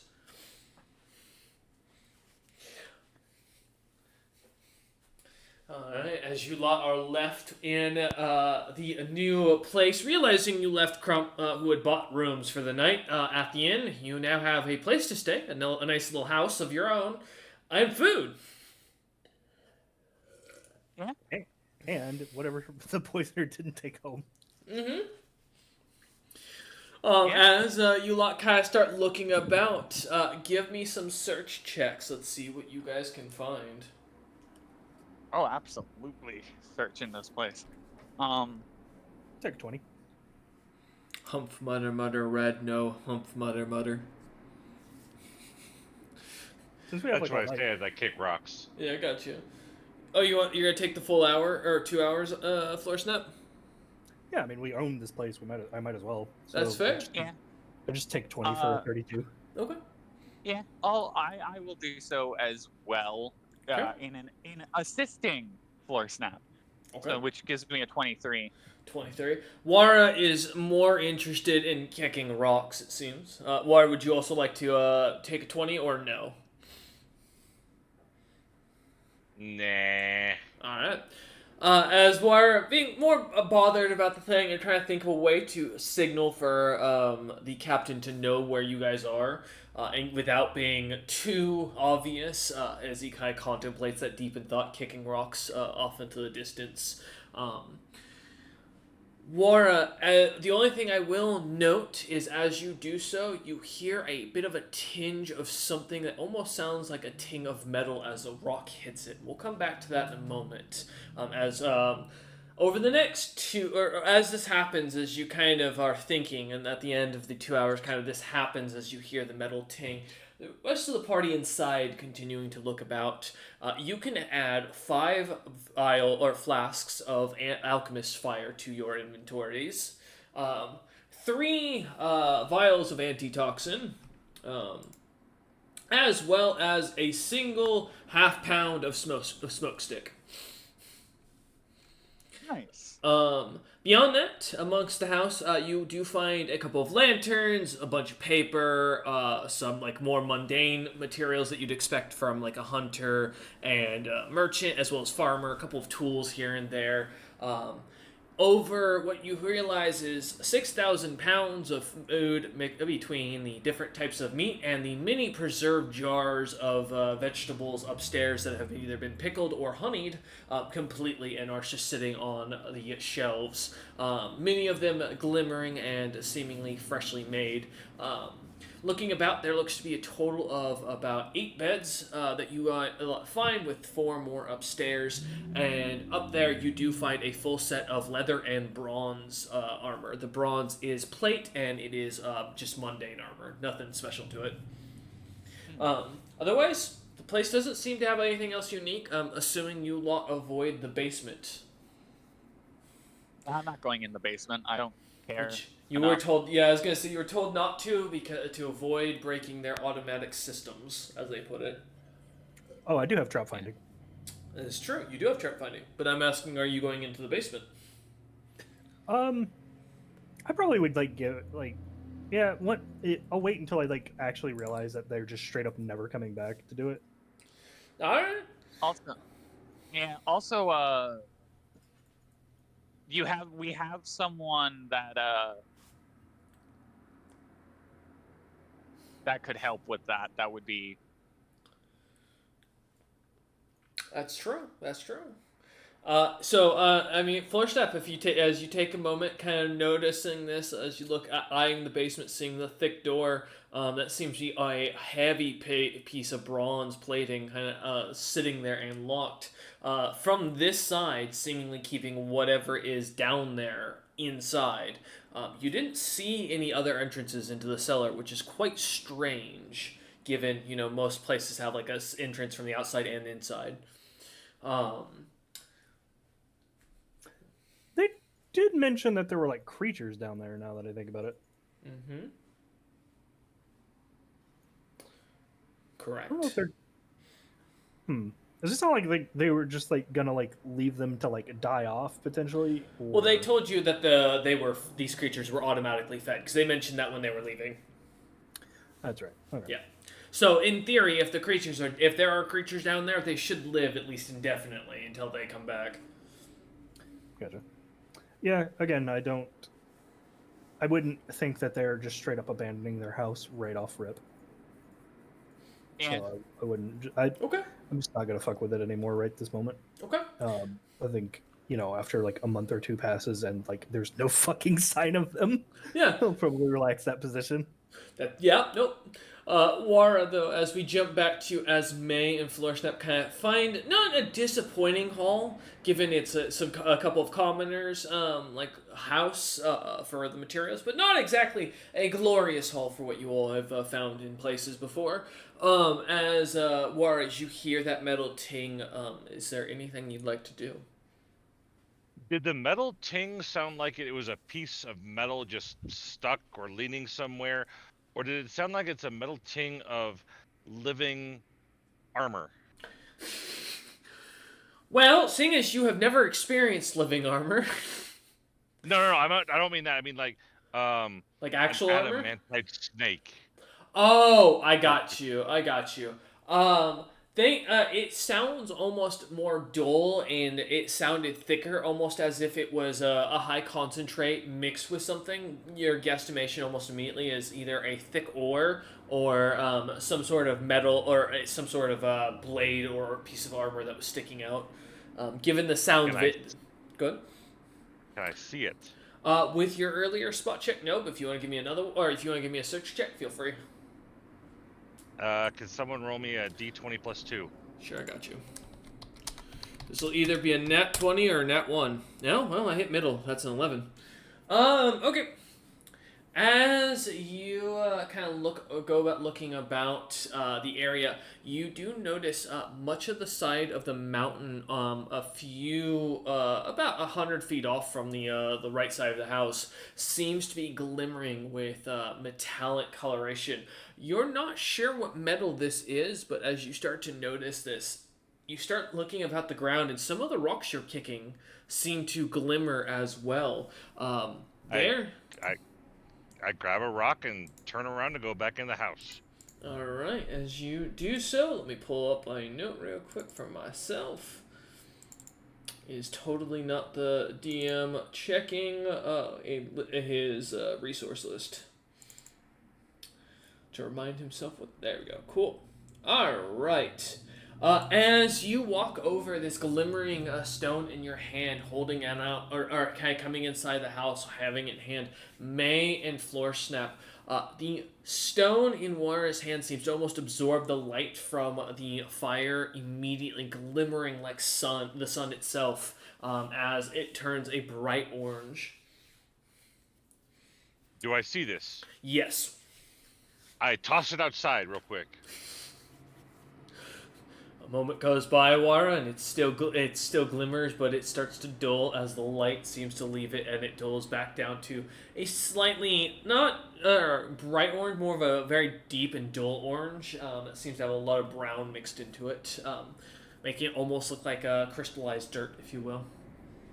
So that was a rock of some sort of metal I found outside. I'm not bringing it back in, but if you guys want to take a look at it, Uncle, you said you were looking for metal? There's some. I'd like to roll.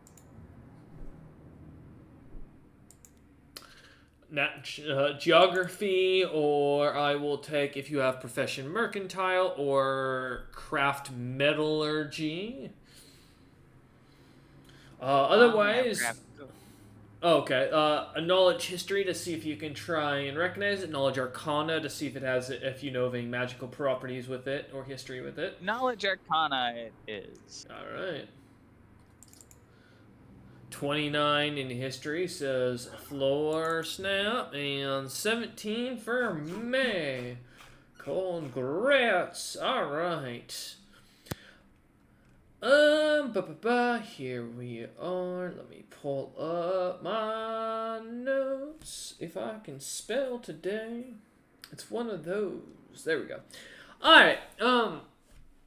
Recognizing this May for the material Sunstone as well, Floor Snap. May, for the Knowledge Arcana, you would recognize this as a material used most often in weapons that are designed to have holy or radiant damage. Basically, these Sunstone is a fantastic metal for paladins and clerics who like their weapons to glimmer and shine and cast divine spells through them. Normally, it's quite hard to find this material in most lands, just due to the fact that it takes either magical lightning and thunderstorms to create it, as it strikes the ground, creating the ore, and the ore slowly spreads, eating the magic around it. Thankfully, it is not bad for those who are magic users to use. It's also, as a side note, has a side effect of taking in any light that when it's held out and glimmering like the sun, which is exactly what you just witnessed. As Wara freaked out like a caveman seeing fire for the first time, which in this day and age, understandable. Blow up in your hand. Thankfully. Floor Snap, with the knowledge history on this, Sunstone was discovered pretty much all the way back in the Clouded Age, typically used by god worshippers. Most often, this was found amongst their armors and weapons, most commonly used by those who like to fight in physical combat and cause glimmering, smiting damage as they would cut through battlefields.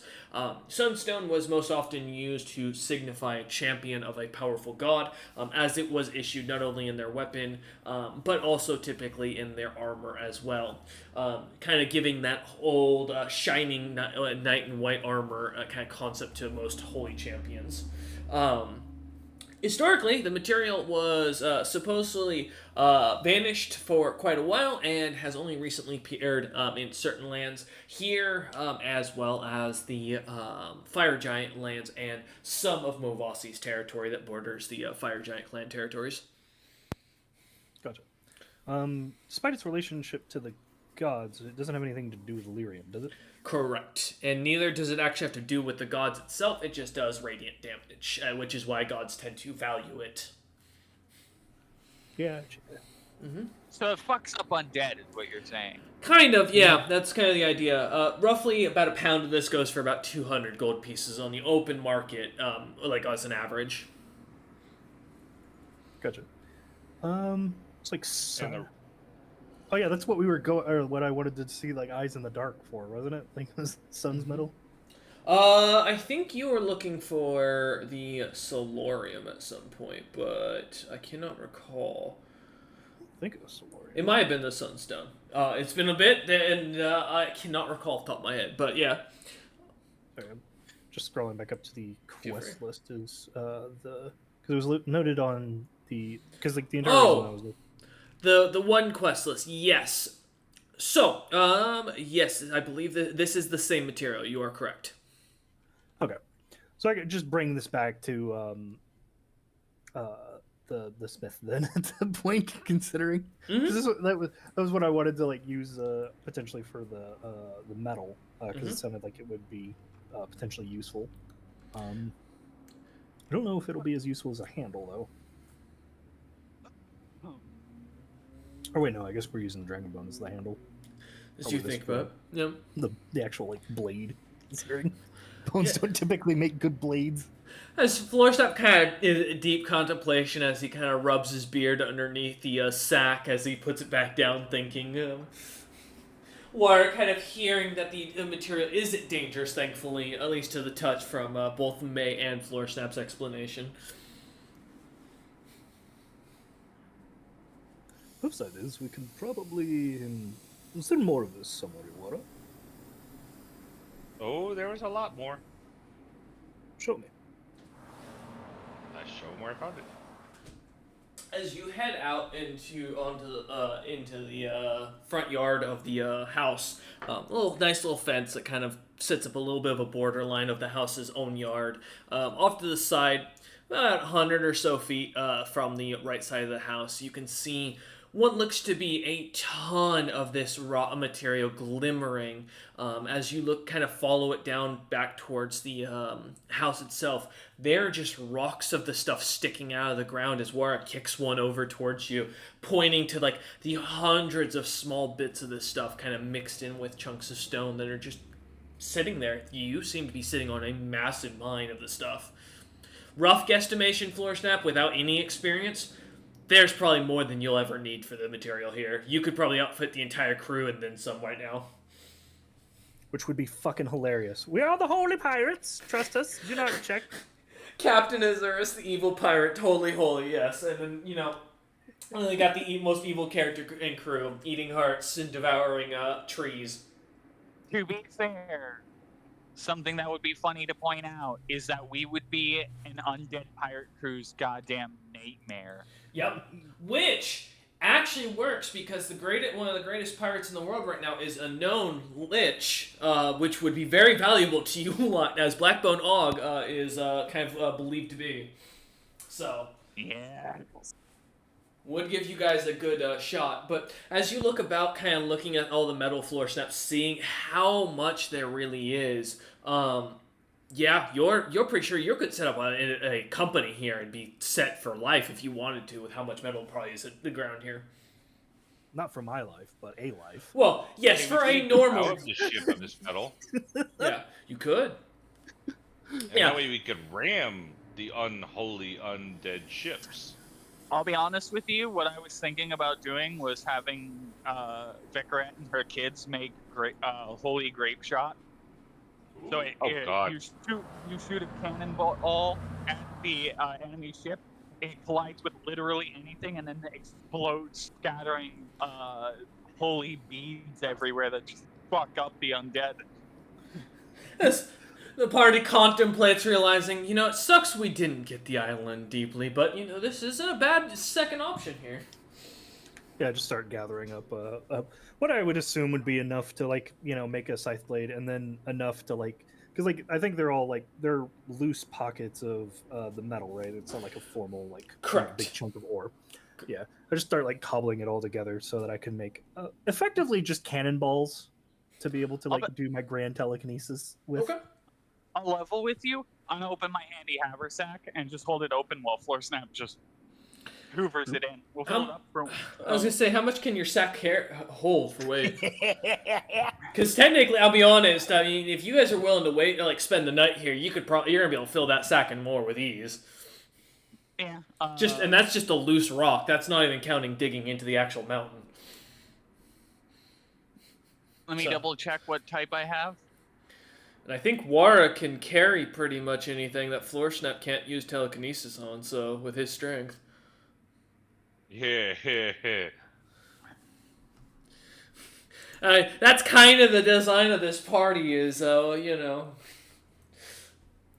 Actually, Plus, no. My carry capacity is 130 pounds. oh, okay, that's not. I thought it was much higher. Wait, you're large, right? No, I'm medium. Oh, that's why. Okay, I keep thinking you're Everyone sees large. me as large. Yes. Yep.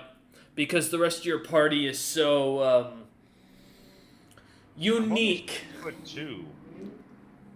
Yep. Okay. My handy haversack can only hold 120 pounds right now. Uh, It's actually that's weird. I thought the handy haversack was the better of the two. No, the benefit is like you can immediately get things out of it, but like its carrying capacity is like the lowest. yeah. Okay. Um, I mean, you can get 120 pounds of it, or you're gonna have to make a few trips back and forth. I can also just like kind of like jury rig a sled, or I mean, effectively, I Sure. can just kind of like telekinesis, like hold, like because I can like cumulative like total weight of like total that I can do is 4,225 pounds. Like just like in totality across multiple items. Like Mm-hmm. not any one specific item can weigh that much. Like the max I can lift is 325 pounds. Yeah. But like in theory, is like just like to hold, like maintain, and just like kind of like push them along as like we go back to town with it. Okay. We should be able yeah, to like push like 4.5 tons.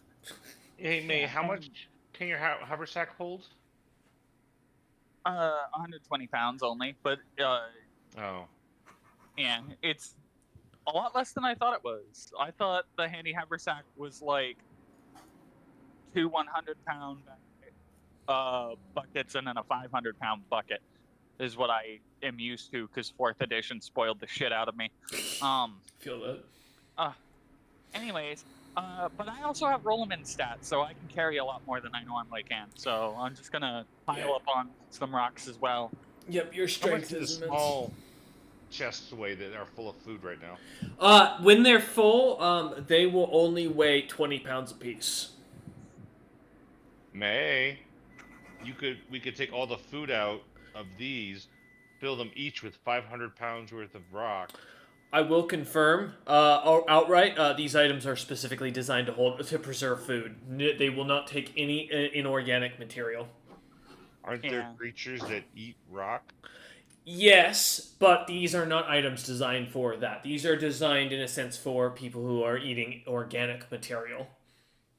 Yeah. So these are organic holding boxes. Okay. Well, yes, they're technically they're chests and of preserving, which is designed specifically only for food All right. and food like items, which includes alcohol. Actually, Wara, one of us should always stay behind at the house at the moment till we can get a dedicated guard for it. Because the guy who left mentioned something about bandits. Okay, I'll stay.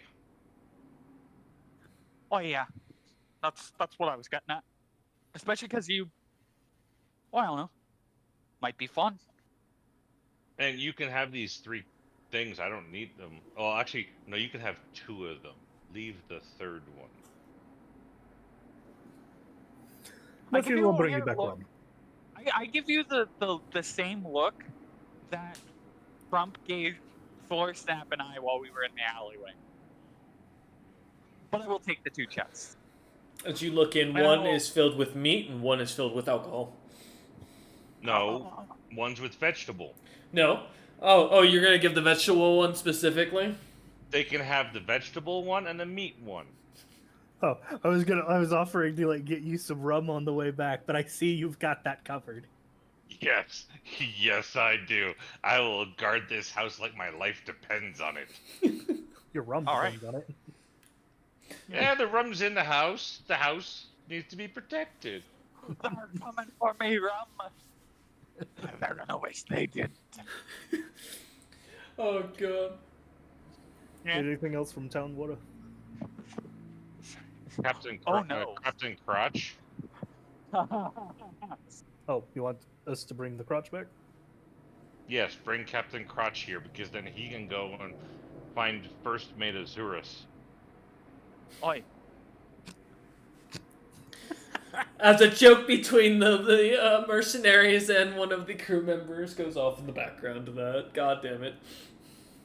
Yeah. I told you I would say it today. It's true. It's true. And we're gonna. Honestly, we might just like take our time in this town. I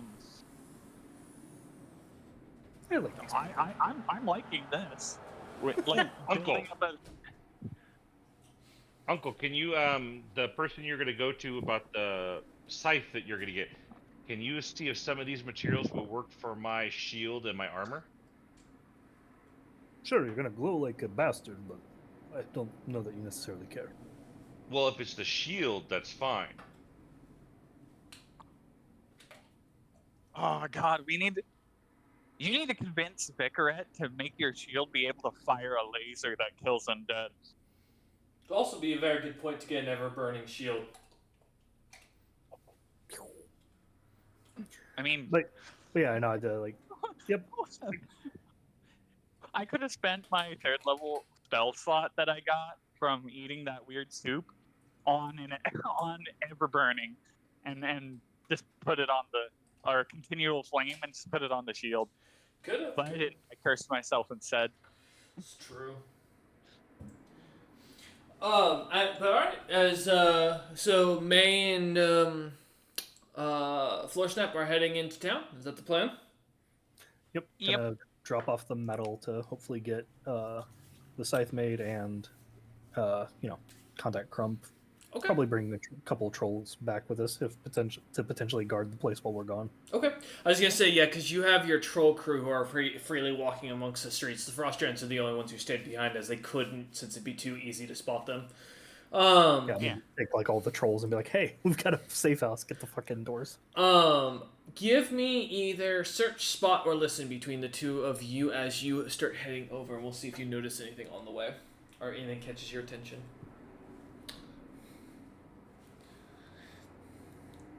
As the DM takes a moment to take a hit off his peace pipe as his wisdom grows higher.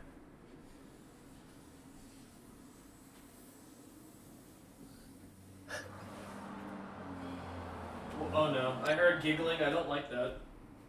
Oh, I got a 12. Well, that's not bad. 11. Oh, all right. So is the 11 search, spot, or listen, May? Search. Okay. If it was a lesson, it'd be a 12. Gotcha. And then That was for 14. 14 for spot, search, or listen. Okay, search. Okay. As the two of you kind of keeping your eyes out, watching for anything to catch your attention, anything specific, any monsters, bandits, anything that'll be a threat to you lot. A couple of little red squirrels kind of seem to catch your eye as they seem to glimmer with their smallness, kind of running as they run across a few trees.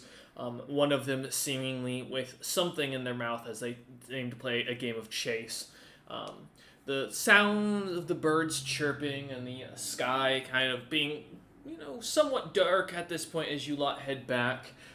It is, at this point, almost around 10 o'clock at night as the moon is somewhat high into the sky as you lot begin to head through the dark forest, but nothing catches your attention other than the fact that as the moon glimmers, looking back, you can see the house where you leave Wara glimmering itself as the sunstones seem to take in the light, glowing and glimmering and lighting the house like a beacon in the night.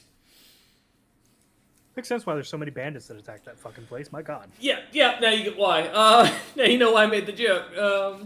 But as you lot kind of head through, Wara kind of enjoying himself, as we'll start first with Wara as May and Floorsnap head into town. Wara, as you're left alone in the house, seeing outside one of the windows the glimmering of the night, everything is lit up for a good 150 feet around the house as you look on, seeing creatures kind of scurrying about as they rush to get away from the glowing mountainside. Is there anything you'd like to do while you're waiting here? I check all the windows, top, bottom, Okay. any doors except for the front door to make sure that they are secured.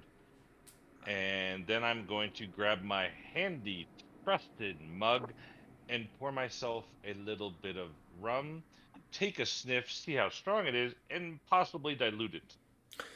Give me. Do you have knowledge of architecture and engineering? No, but it's just common sense on how doors or windows are locked. Huh? True. Okay. I thought you were doing a full inspection to see like if they were in good quality, if you were gonna Oh have to do no, any I'm just work. seeing Okay. if they're all closed and locked. That's all I'm doing. Oh, okay. I understand. My apologies. That's why I was having you do it. All right. For the sniff check, give me a survival check. As you take a smell of it, as you kind of walk about the house for a moment, kind of going about downstairs, kind of latching the bottom door shut, finding 20, got you.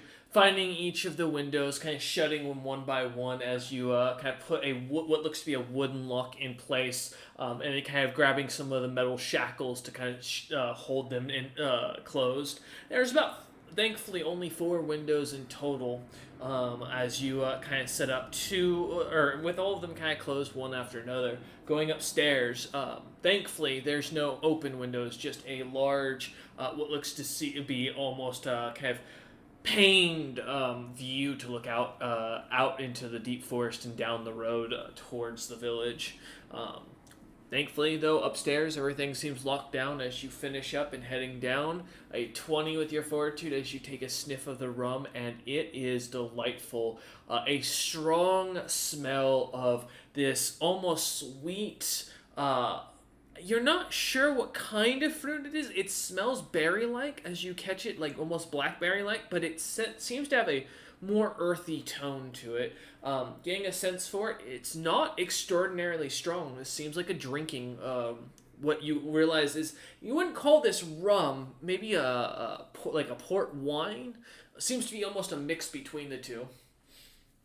Do I feel that with a 15 fortitude, I should slightly water it down? No, you don't think you'll have to.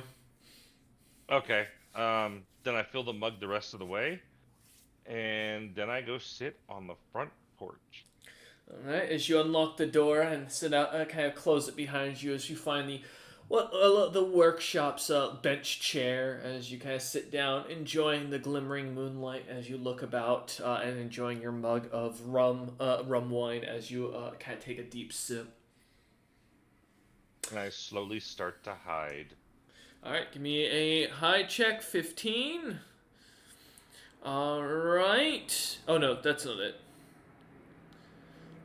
Let's see what you can do for your hide. 17. Why won't this work? There we go. It's actually a 20. It's actually a 27. Oh Jesus! Why is it 27? Oh, did you just roll? Oh, because you just rolled the flat. Okay. 27. All right, as you basically blend into the background like an old man sitting in his rocking chair, you begin to observe the nature itself as small little rabbits seem to completely go on noticing you as their little horns kind of sticking out. I'll mark them as almirages as they come nearby and start kind of chewing on some of the dead plants near the edge of the gate as you watch on. Alright. Okay, as you sit there kind of watching, making sure nothing can see you and keeping an eye out as you slowly drink and just kind of give the stare down, we will jump over to Mire and Lord Hamburglar, as they head back into the city, thankfully being unbothered along the road as the night goes on, not catching any signs of any banditry, and thankfully as you lot kind of watched on down the side path, it seemed no one seemed to follow the couple and their 2 children off as you kind of look at check the roads. Go ahead. Yeah, I probably wouldn't fuck with us either. Like, Yeah. I've got just giant boulders of glowing sun material just kind of in front of me as we kind of hobble along. As you float, as you stand on it, it makes you look like, at the very least, a very powerful druid to most people, with your giant bodyguard Amazonian. That just screams nah, that ain't worth it. As you lot head into town, kind of as the night continues on, around 11-ish when you finally make it to town, it is dark, it is horrible out, almost impossible to see around you, except for the orbs that seem to give this glimmer all thankfully about as night kind of takes hold.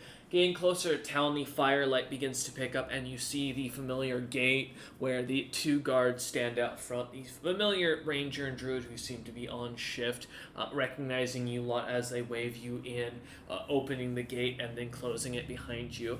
Town seems to be quite lively as many old people or older crystal giants seem to be walking about, many of them with mugs of ale or some sort of heavy wine, as they seem to be drinking, dancing, and laughing amongst the town as you lot head in. The inn, are you guys heading straight for the shop, or are you heading for the inn? Probably the shop, because I don't want to like carry this shit all over the fucking town, because that would be weird. It's fair, as you do start to get a good few stairs as you lot head in to the town toward Beta's Best Crafts. Heading over towards the large shop, thankfully the window's still open and the torchlight on, as you can see Dory working away as he hammers at what looks to be a beautiful glimmering shield. As you kind of step inside, the bell ringing overhead, the deep sound of what sounds like almost a bronze like dinging as the bell rings catches Dory's attention almost immediately as he stops, looking up at you. He kind of smiles and goes, "Well, I expected you to take a few days, not maybe months, not hours." Why, yes, we move very quickly in the Ironheart Merchant Company. We even got a property. He nods. Remember how fast I got you the dragon scales? He nods at that. He goes, "Yes. I did not know that James had such a strong acquisition team underneath him. Quite a respectful crew the Ironheart Merchant Company has become to manage something so significant. I mean, you lot managed to make the Grey Rats themselves look like truly a cobbled together spy network. But yes, to business here. I've got your club as well as the scales working away. I don't expect it to be done for a few more days, at least a week minimum." That's fine. We're about to head off hunting. In the meantime, here's the medal you wanted for, well, both, I imagine. Either. It's immaterial. Kind of nods as he sees all the orbs being dropped down, as he his eyes kind of widen at that, and goes, "The only people who have material like this these days are the Goldbergs, and they've been sitting on their land for multiple generations. Where did you find all this?" Oh, we made friends. The land we just got a hold of. And here's the tune goes, "Friends," and you lot must have bought the Goldberg. You bought the Goldbergs out. Well, James I've heard, is quite rich and isn't much to fluff about when it comes to things he wants. Fair enough. Right. I mean, Yeah. seeing as you got only cost us the corpse of a gold dragon. kind of whistles at that and goes, "Only. I think that's a fair cost, to be honest. I think you guys may have gotten or they may have still gotten the worst end of the deal with how much material's there." They seem quite enamored with it. Apparently, there's an old family legend about one of his ancestors fighting one. Yeah, his With a granddad. sword. His granddad helped Pulpin claim some of the lands nearby. Pulpin didn't like how he did business, and that's why the Goldbergs never got anointed to nobility. And so they lived in a bit, not poverty, but not exactly in wealth, as you probably caught on with their simple homestead. Well, certainly changed. And word to the wise, Ironheart Merchant Company, where the Ironheart Merchant Company sails, wealth follows. He nods at that and goes, "I see that. Let me see what I can put together for you, Lord Hamburglar. I should be able to get something all in about a month or so, if you were willing to give me," as he kind of, you could see the wheels of the cogs turning in his head, as he looks at the material greedily. Just kind of nod and flash him a toothy grin and say, "Of course. Oh, also, my nephew wondered if you could incorporate some of it into the shield. I've brought enough, I think, for the scythe, and well, I know it's a little beneath you, but if you could purify the ore, make it ready to launch as massive projectiles, and like kind of like pick up like one of like the clumps and like show them off like the amount of weight that I can lift up with it. Mm. I was like telekinetic, you know how it is. Shoot these and things simply stop being in the way of the things that I shoot. He nods and goes, okay. Absolute destruction, focused on cleanliness to make sure for longevity. I'll have enough material left over. If you, in fact, actually, are you not taking the vanishing hunter's quest? Aye. Bring me back the materials from the beast. If it's what I think it might be, which I might be wrong, and I don't want to put you on the wrong scent here, but if it's what I think it is, I can upgrade your friend's armor as well. He seemed to be kind of lacking in the materials, and comparatively to your own two abilities, it seems he needs to be a little bit more capable as the tank of the group. I assume, given your, as he looks at May and goes, kind of looks her up and down and goes, your friend Mire here is your damage and probably your risk taker. I assume the young man who looked oddly like the two of you was your as you'd say frontliner, your shield, your wall. Perfect. Bring me back the material and I'll ensure that he's gets some armor that'll assist with that, within his own capabilities, of course. Very well. Also, very, very minor aside. Mm-hmm. Risk taker, damage dealer, something of that nature. I prefer to think of myself as the creative problem solver or creative problem maker, depending on the day of the week. I give him a big goofy grin, as if it's a joke.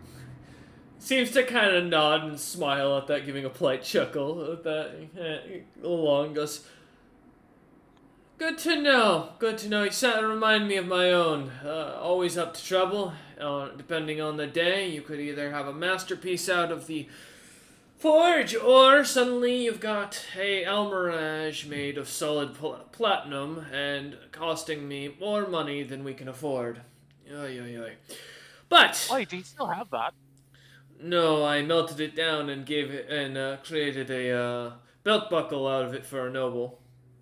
Oh, alrighty. Well, if you have any other weird statues like that, especially made out of rare metals, well, let James know. I'm sure he can find a use for him. Nods at that, contemplating it a bit as he looks over the metal and goes, I'll get to work on this though right away. If you wish to return after your mission, stop by. I should have something ready for each of you. Bring me any materials if you're linking you want it added in. May take me longer to craft up something, but I promise it'll be worth it. As he looks over, starts kind of like grabbing up the ore, beginning to pull it over towards the forge. Flash him a thumbs up and say, "Oh, on the subject, just so you can have ideas in the back of your head, we're apparently supposed to be coming across a nest of bodak. He nods. I imagine there's some creative uses there. Their skin's valuable. If you bring me back their eyes, their teeth, their bones, just bring me back a corpse. I can do something with it."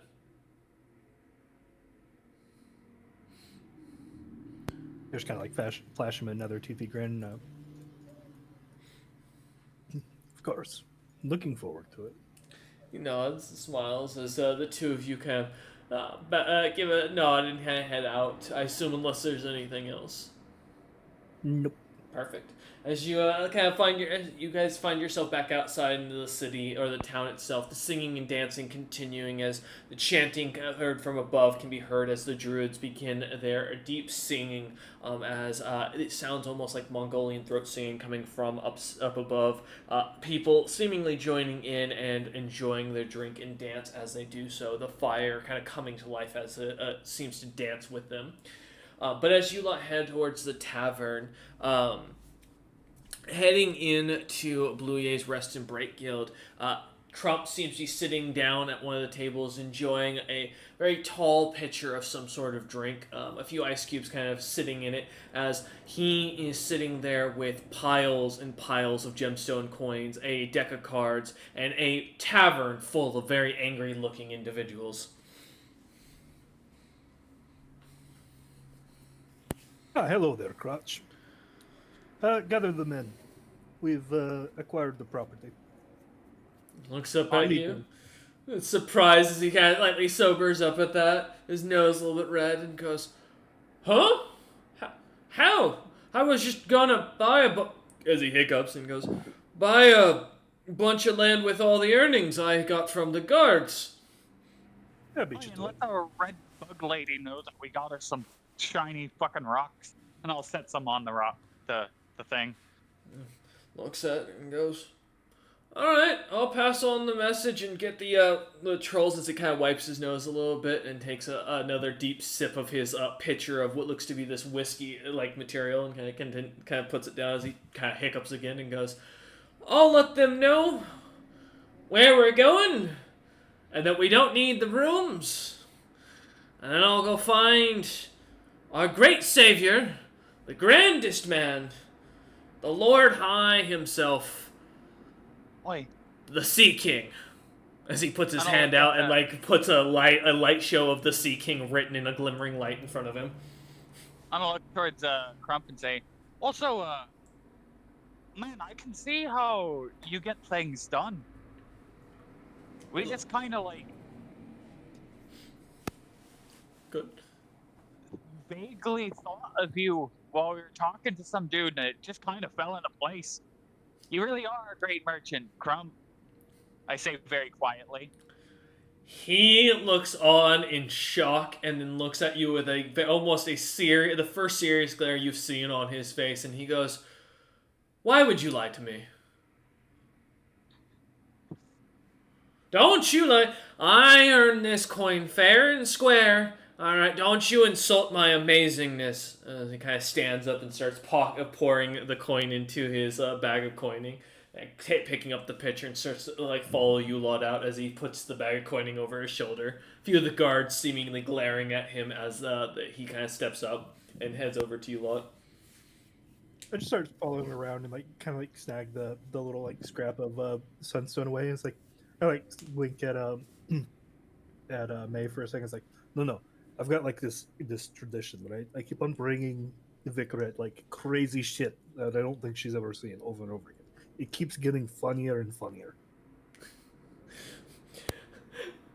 As at the mention, as Floorstep picks it up with plans to kind of hand it off to Vicarette later, the lot of you kind of head out of the tavern and start heading out. As Crump kind of grabs a few of the trolls here and there from the partying and drinking, kind of explaining after getting the full breakdown of where the homestead is, where to go. As he finishes up with one of the last ones, kind of looks at you lot and goes, "All right. I told one of them to go let the captain know where we're going, and the rest should meet us there. Hopefully, Wara doesn't cut them down as they arrive and realizes there are people." Hopefully. It would be rather strange. Although there did seem to be a concern of bandits. Oh, I obviously heard told them. I heard about the bandits. As he looks at you drunkenly, his cheeks still even brighter red as he is halfway through this large pitcher. What'd you do? As you lot start to head towards the exit of town and start walking out, he looks up at you and looks down at you and smiles and goes, "I heard that there were bandits in the forest planning evil things. Oh, and one of them is named Bitter Smile. I like turn that over, think for a moment, really like lock into it, analyze the name, because it sounds an awful lot like a slotty name. As you kind of think, give me a knowledge. You can give me a knowledge history if you'd like. See if you recognize it.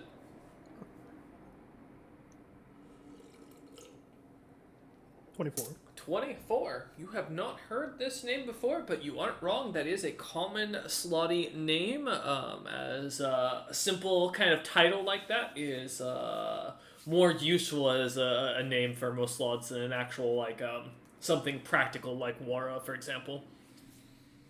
Yeah, doesn't help that people can't use our fucking real names. Yep. I mean, you are called Floor Snap, so Bitter Smile, kind of, if you, as you think about it, if that's the case, this individual is probably some sort of slotty that's very capable of charm and bardic magic. Most likely, that's something that causes nightmares or horrible emotions, as you think about it. Yep. I just like kind of like motion off to May. I was like, that sounds an awful lot like a slotty name. Be on guard. Alrighty. He kind of speaks up and smiles and goes, "Oh, important thing. Bitter Smile is brown." Oh, fuck. Brown? What's a brown one like? I like to. Floor Snap just doesn't say a fucking word. It's like, this might be awkward. Crump looks up at you and goes, "Oh, and better news. They have a lot of money. They apparently ripped off some nobles and merchants." Also, Floor Snap, your girlfriend's calling you. Okay, cool. As he kind of looks at you and goes, "I heard they managed to rip off a noble and steal half of his goods, a bunch of masterwork items now sitting in their little cave." Yeah, that sounds about right. We might have to liberate them of their liberation. He gives a thumbs up and goes, "And I know where to find them because one of their members lost a map to me." As he gives a thumbs up. I see. Well, I just like turn to like May, like give like a shrug and say, "I imagine we can make a pit stop on our way to the quests."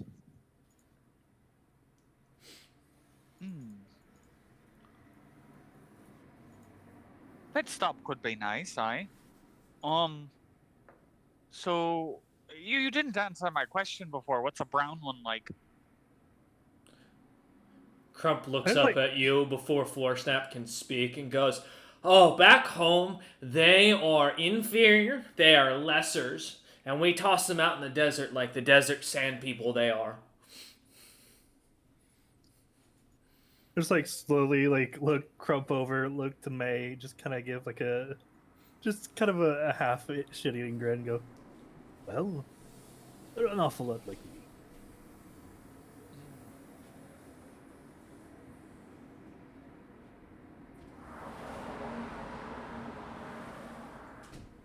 As May kind of contemplates that for a moment. Oh, sorry, go ahead, May. Oh, I see.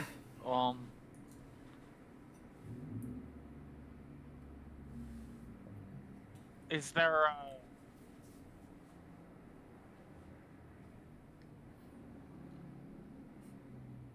what do we do if we have to fight him? I mean, I don't have any of my abilities right now. All I've got is the trident. Could wait until later, after your abilities come back. To be honest with you, I don't know. I stole everything that I have.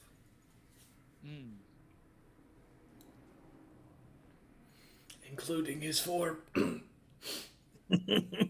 As he looks in a puddle, he passes by and sees James's face in the depiction.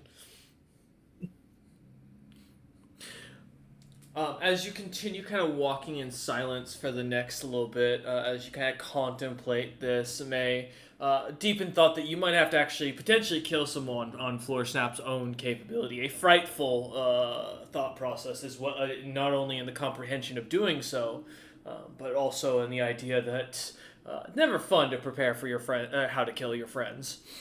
But as you lot kind of continue on, Crump kind of seems to go on about a drunken story, telling some jokes about some of the soldiers and what he heard in town. A few things here and there. As you lot kind of pass by, time thankfully passes quite quickly as you finally make it back around roughly midnight, one-ish. As you lot seem to be a little bit quicker with the route this time, having known where you're supposed to go and focusing a bit more on kind of getting there as you walk. Finally arriving, as you see, or as you kind of look about, you can hear something seemingly drinking and slurping on a cup, but is it as if there's nothing here as you look about the dark house or homestead. Yes, you're also not carrying a ton of rocks, literally. It makes it a lot quicker when you have to move giant bull orbs around, while you're walking. Yeah. But as you kind of look about, looking around, a few almirage seem to scatter at your arrival, running into the forest as they dip, vanishing into, as you see them kind of lit up by the sunstone for a moment, and then disappearing. As you walk up to the door, opening it, Wara, they don't seem to notice you in the slightest as they head inside, kind of looking about. You hear a few shouts.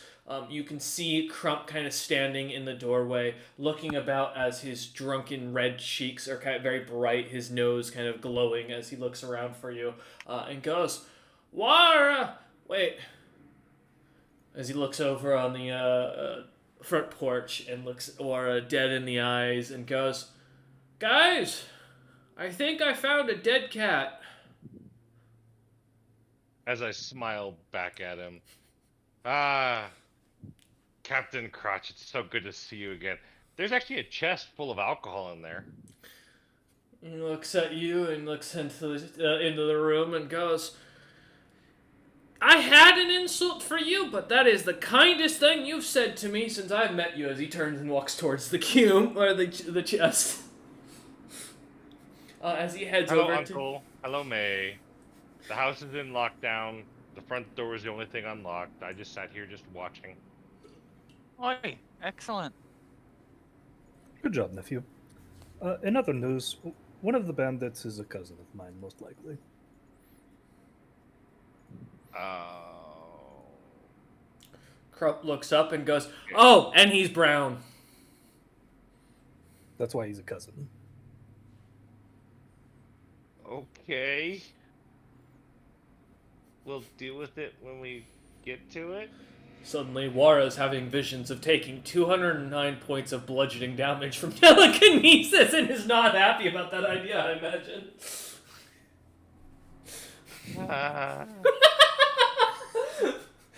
Wara's eyes are a little wide, and there is a sudden, there's an actual look of fear in them for once that you see Floor Snap.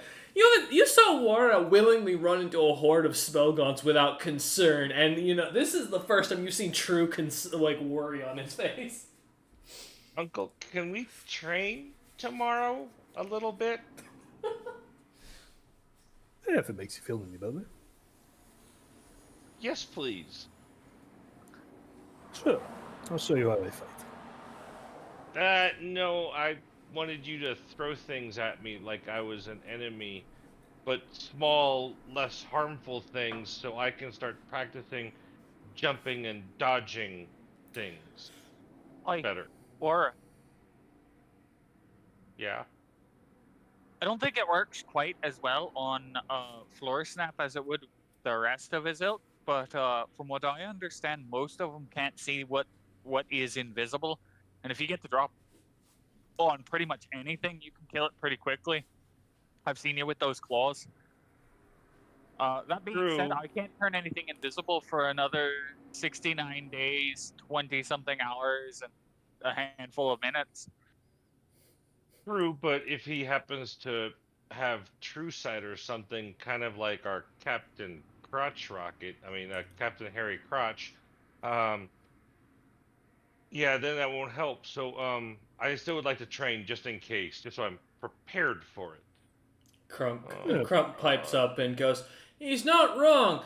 Yeah, fodder bait over there isn't going to be much use to you if you just chuck him at things every time." If it's any constellation, we steal powers, so there's not a guarantee that he is telekinetic. Crump looks Could be up something at a lot you. worse. Yeah, that exact mention I was about to say. As you say that, the concern the blood drains from Crump's face as he looks at Warren. The realization there could be a scarier floor snap out there.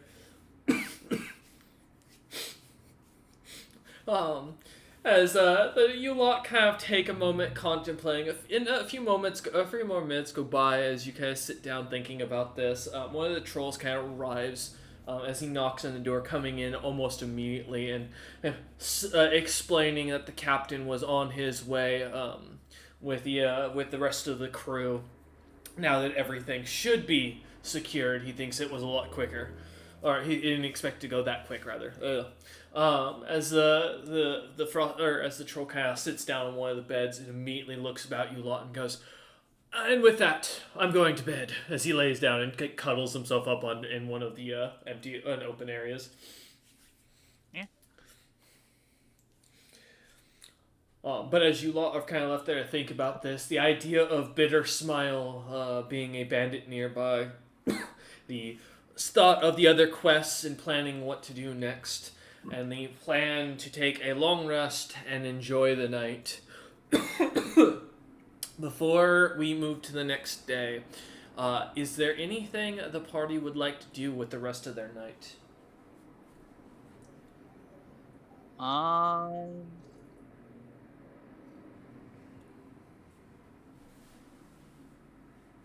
have the least tired troll cover guard for 3 hours, Okay, got you. and then I take over again. Okay, got you.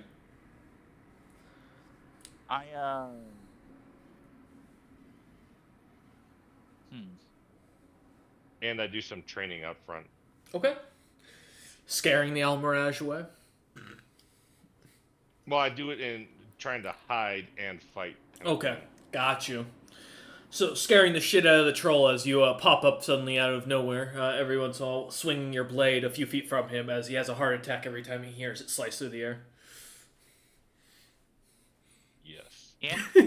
Why is he in? Go ahead. Yes, ma'am.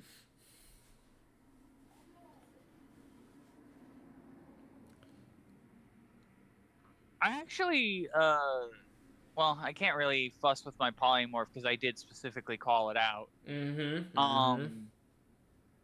I will try to use some of my other racial abilities, like flying or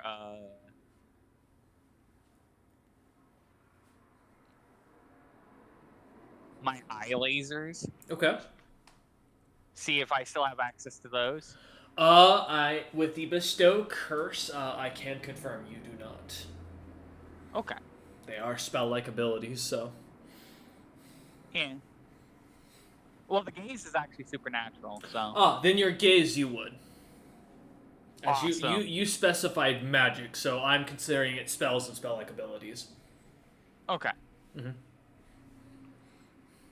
But so you kind of spend the night working on that, all right, and testing out your powers, kind of getting a feel for the body as you kind of work about inside the house, getting a sweat on. It's quite nice to be this strong. I mean, in all honesty, May, this is kind of a somewhat first in a sense of this kind of physicality. It's quite nice to be able to jump 10 feet off the ground without worry, and be able to kick someone in the face and watch them go flying.